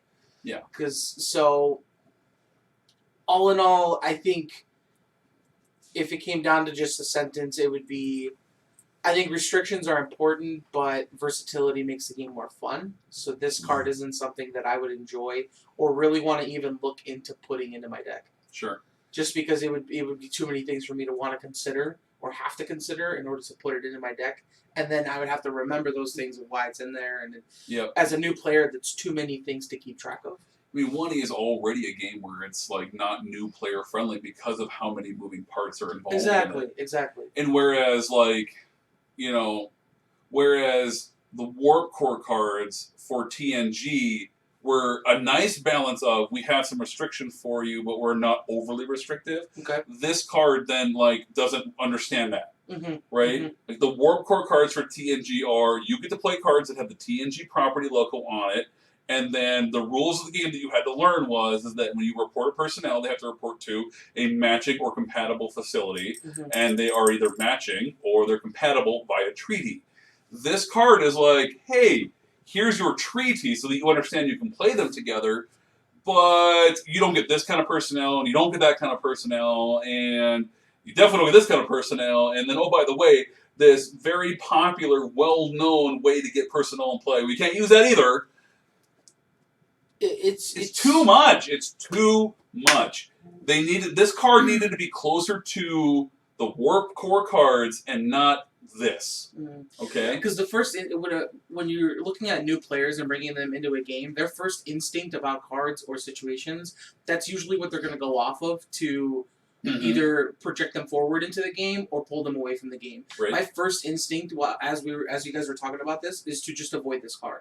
That was my first instinct. Yeah. Was to avoid this card because then I don't have to deal with all the differences. I don't have to deal with all the. Because again, you're requiring that the newer player who's playing with this understand that they need reshape the quadrant to give them the DS9 icon. That's fine. That's fair. That should be their entry point into playing this. But then their next thought that any new player is going to have this only basic understanding of, okay, well, I can play with Cardassian cards and Dominion cards then that have Deep Space Nine on the card. Okay, but then anything beyond that is now like your restrictions are way too much for the new player because the new player just wants to play with those affiliation cards then. And by putting all these additional restrictions on it, you're making it so that new player doesn't want to play with this card. Yeah. Because then they're like, well, now I have to pare it down to even these cards. And I got to pare it down to these cards. And it's like, well, all these other cards, I don't even have to... Whatever. You know? The game is already really difficult to teach a new player. Yes. Because, like you said, there's just so many different moving parts. To keep track of all those parts, especially with like players who aren't used to that. Yeah. To have that many moving parts. So adding on top of that restrictions to say like, here are your rules. You can play this way, except you can't. Yeah. And now you're confusing new players because they're like, I have all these rules and I now understand how to play the game. Yep. And then you're like, but when it comes to deck building, you can't do any of that. Yeah. So it makes it confusing too. So yeah. Again, that warp card runs into the same issue that I have with some of the other warp cards that are out there. Is with the limitations that you're putting on there, I can understand in a sense why they do no Dominion War effort, but now your player pool is so much smaller, and then on top of that, now you're going to cut down the honor card ass. You're eliminating the pool so much on it. So much. That it runs into the same problem as a lot of those older warp cards that I would love to try to play with this. How do I play with two of these? I can't. Yeah. For as much as I feel like, and this is again, as much as I feel like cards in this set that are just really, really good, cards like Recruit Ally and Battle of Cardassia, cards that are like, they're really, really good and they're also self-balancing, I feel like We All Serve is like the opposite of that. Mm-hmm. It is complicated. It self-unbalances because of how restrictive it is. Mm-hmm. That, like, if anything, like, instead of just being a nice balance, like, you can do some things and you cannot do some things, it's like you can do some things and you can not do a lot of things. Like, the balance of what you are allowed to do for benefit and what you are not allowed to do at all it's mismatched. Mm-hmm. Like, imagining the blind justice scales, like, it's so tipped. Right. It's so tipped. And I know I brought this up before with, like, when you and I and Mark have talked about the game before, is I've always felt like, from just an early perspective into the game, that a lot of cards are designed for only very specific situations, and although that's not a bad thing, it always felt like there were too many cards that did that.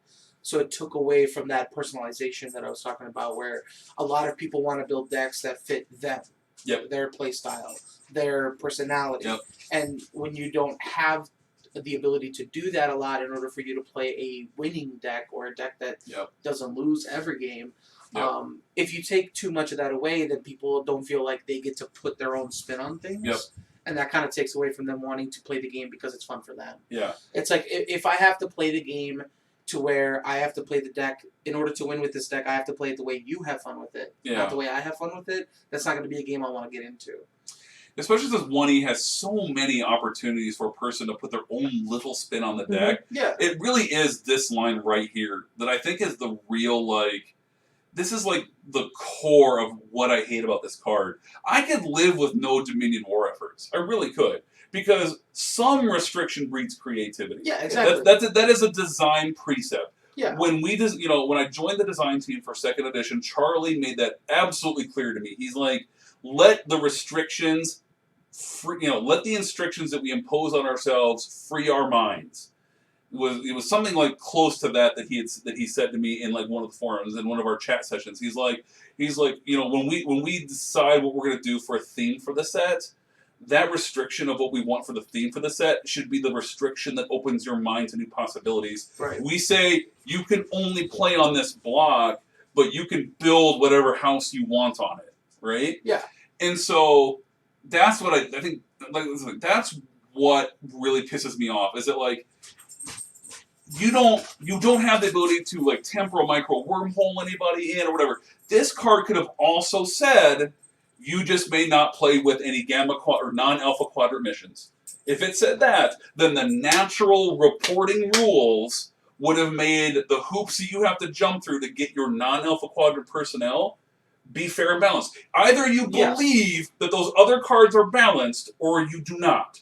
Yeah. Either you believe that the Walls Have Ears is balanced, that temporal micro wormhole is balanced, that space-time portal is balanced, that your recruit mercenaries, or the recruit ally mission, either you believe that all those cards are balanced or you don't. Putting this restriction on this card is basically saying we don't really trust that this card or any of those other cards is balanced because we're not even going to let you try to push the boundaries on a little bit. So honestly, this line that I have highlighted should not be on this card. And if I could redesign, if I was like, if it was Kevin, you get to have veto power on one thing in this set and one thing only, this is what I would use it on. Yeah. Right here, that line right there. I'd be like, strike that line right out of the game, right off the card. I agree with you right there. Like if that is switched over to like some of the other cards that have come out in the set where, void or nullified or discard if you've seeded a gamma quadrant mission. Yeah. You're still sticking with the theme of it being alpha quadrant. Yep. You're still giving it because your TNG cards have access to like temporal micro wormhole. Yes, they do. So like they have access to those type of things. Yeah. It's like why is this one? Purely and honestly, I know what the answer is. The answer is we cared more about thematics than we did about gameplay here. Mm-hmm. We really did. You can tell. Yeah, and of course they then designed. Then of course they designed Cardassian Liberation Front, because now we're going into talking about all of these kind of together, because all these reporting mechanisms, they clearly designed them together. So everyone listening at home, this is what we were building to, and we said we were going to talk about these reporting mechanisms together because this was the thought that we had prior to recording this video. We had our kind of pre-conversation, was that you can just see where the designers of this set made the decision of we want these reporting mechanisms to basically be super self-contained. We want you to play the game the way the game was on the way it was on the show. We're not going to give you flexibility, and I have a huge problem with that. And honestly, I could live with Cardassian Liberation Front. I could live with Dominion Command. I could live with Alliance with the Sona. I could even live with I could even live with Staging Ground and Treaty Alpha Quadrant Alliance being the way it is if they just would have let We All Serve have that extra little bit of flexibility in how you design your deck. Because that would have at least made it so that, okay, you don't get to do stuff with Staging Ground because we're still letting you do a bunch of stuff with We All Serve, right? Yep. Yeah. And going back over there, we did kind of miss over. We went through the one update clarification for rules that we had on the one interrupt. If you haven't seen it, they did do a last minute change to Alliance with the Sona. Yep. Thanks to Mark and I. Thanks to Mark and I specifically. They called it out. They said, thanks to Mark and Kevin pointing this out to us. This isn't working for us. We had to change the card. So now it is your invasive demon is nullified. It was this card is nullified if your invasive beam is in play. Yep. Now it's just flat out you can't play with invasive demon because of this card. Yep. Which honestly, that's fine. honestly, I mean, Because that was the whole point of the card. I mean, that was the gameplay design of it, again, to help introduce Dominion into the Alpha Quadrant. Yep. You didn't necessarily want to give them all the weapons that they had without jumping through the hoops of getting from the Gamma Quadrant to the Alpha Quadrant. yeah, We both understand completely that was the whole premise of it. Yep.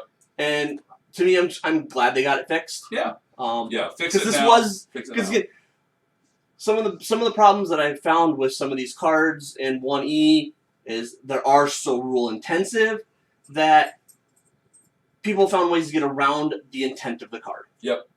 Yeah, because designer intent is very important, and I know that from being on both sides of that, being both the designer of the card and then also the guy playing it, Breaking the it. designer, and then trying to break it. The designer intent, the designer intent is very important, and if you're going to design a card, you better get your intent through.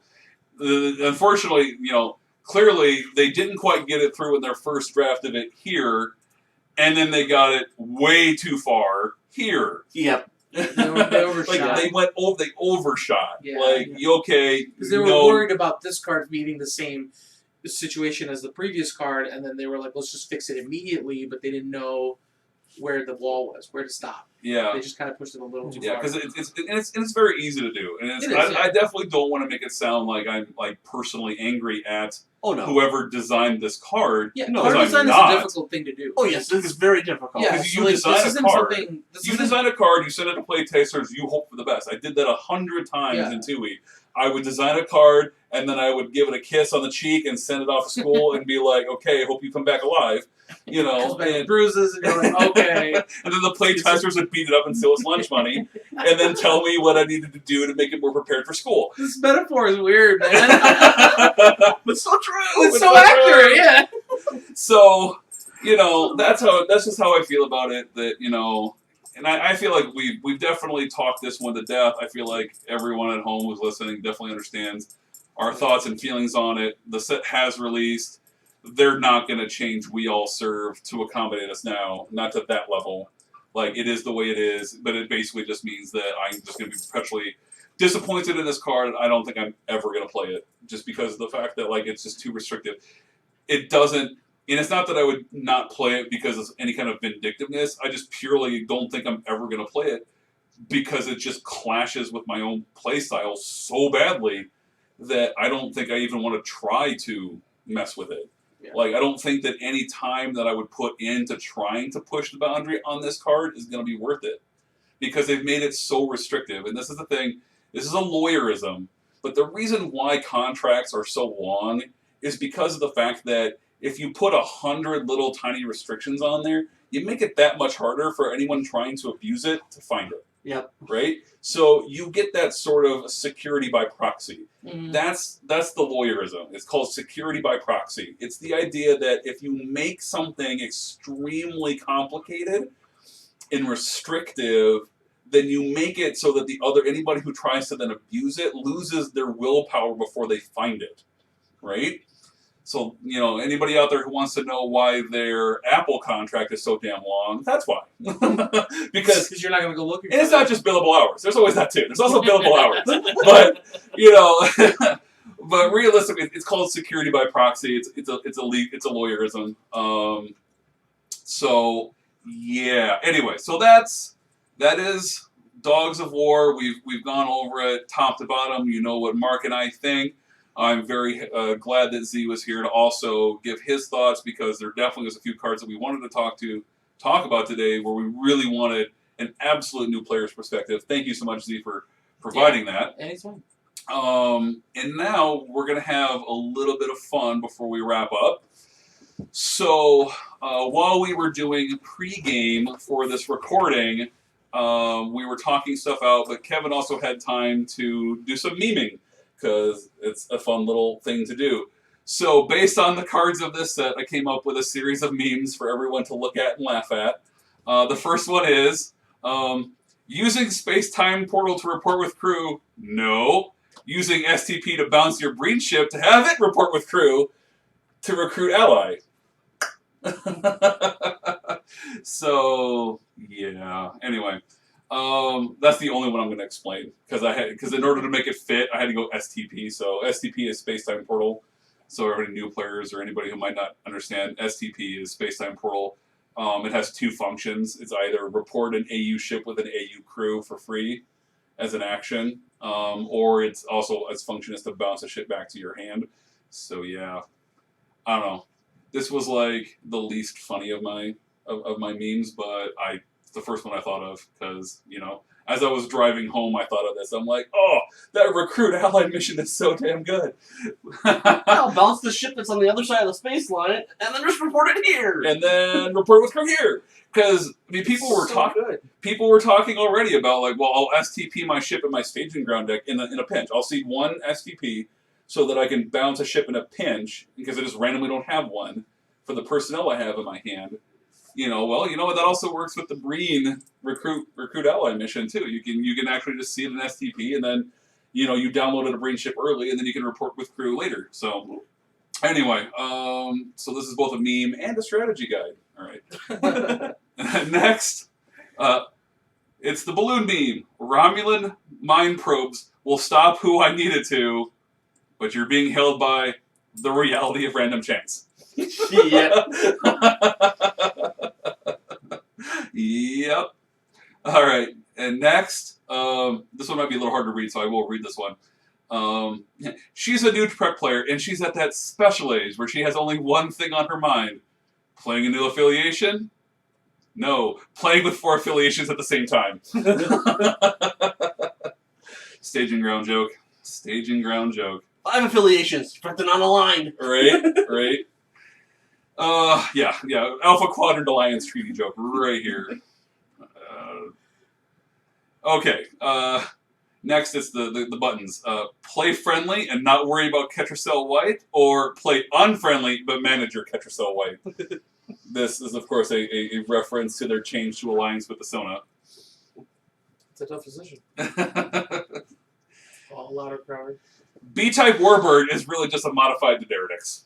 Change my mind. No, it's not. Okay. I mean, I predicted in my prognostication that it was going to be enhanced or modified, whatever, because it was the modified Borgia. I'm like, well, they're going to be modified Daenerys, right?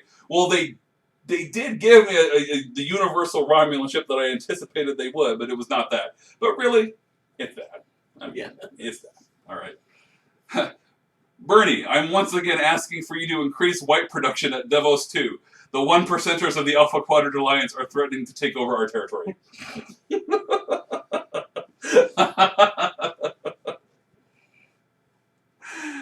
We all serve for Cardassia!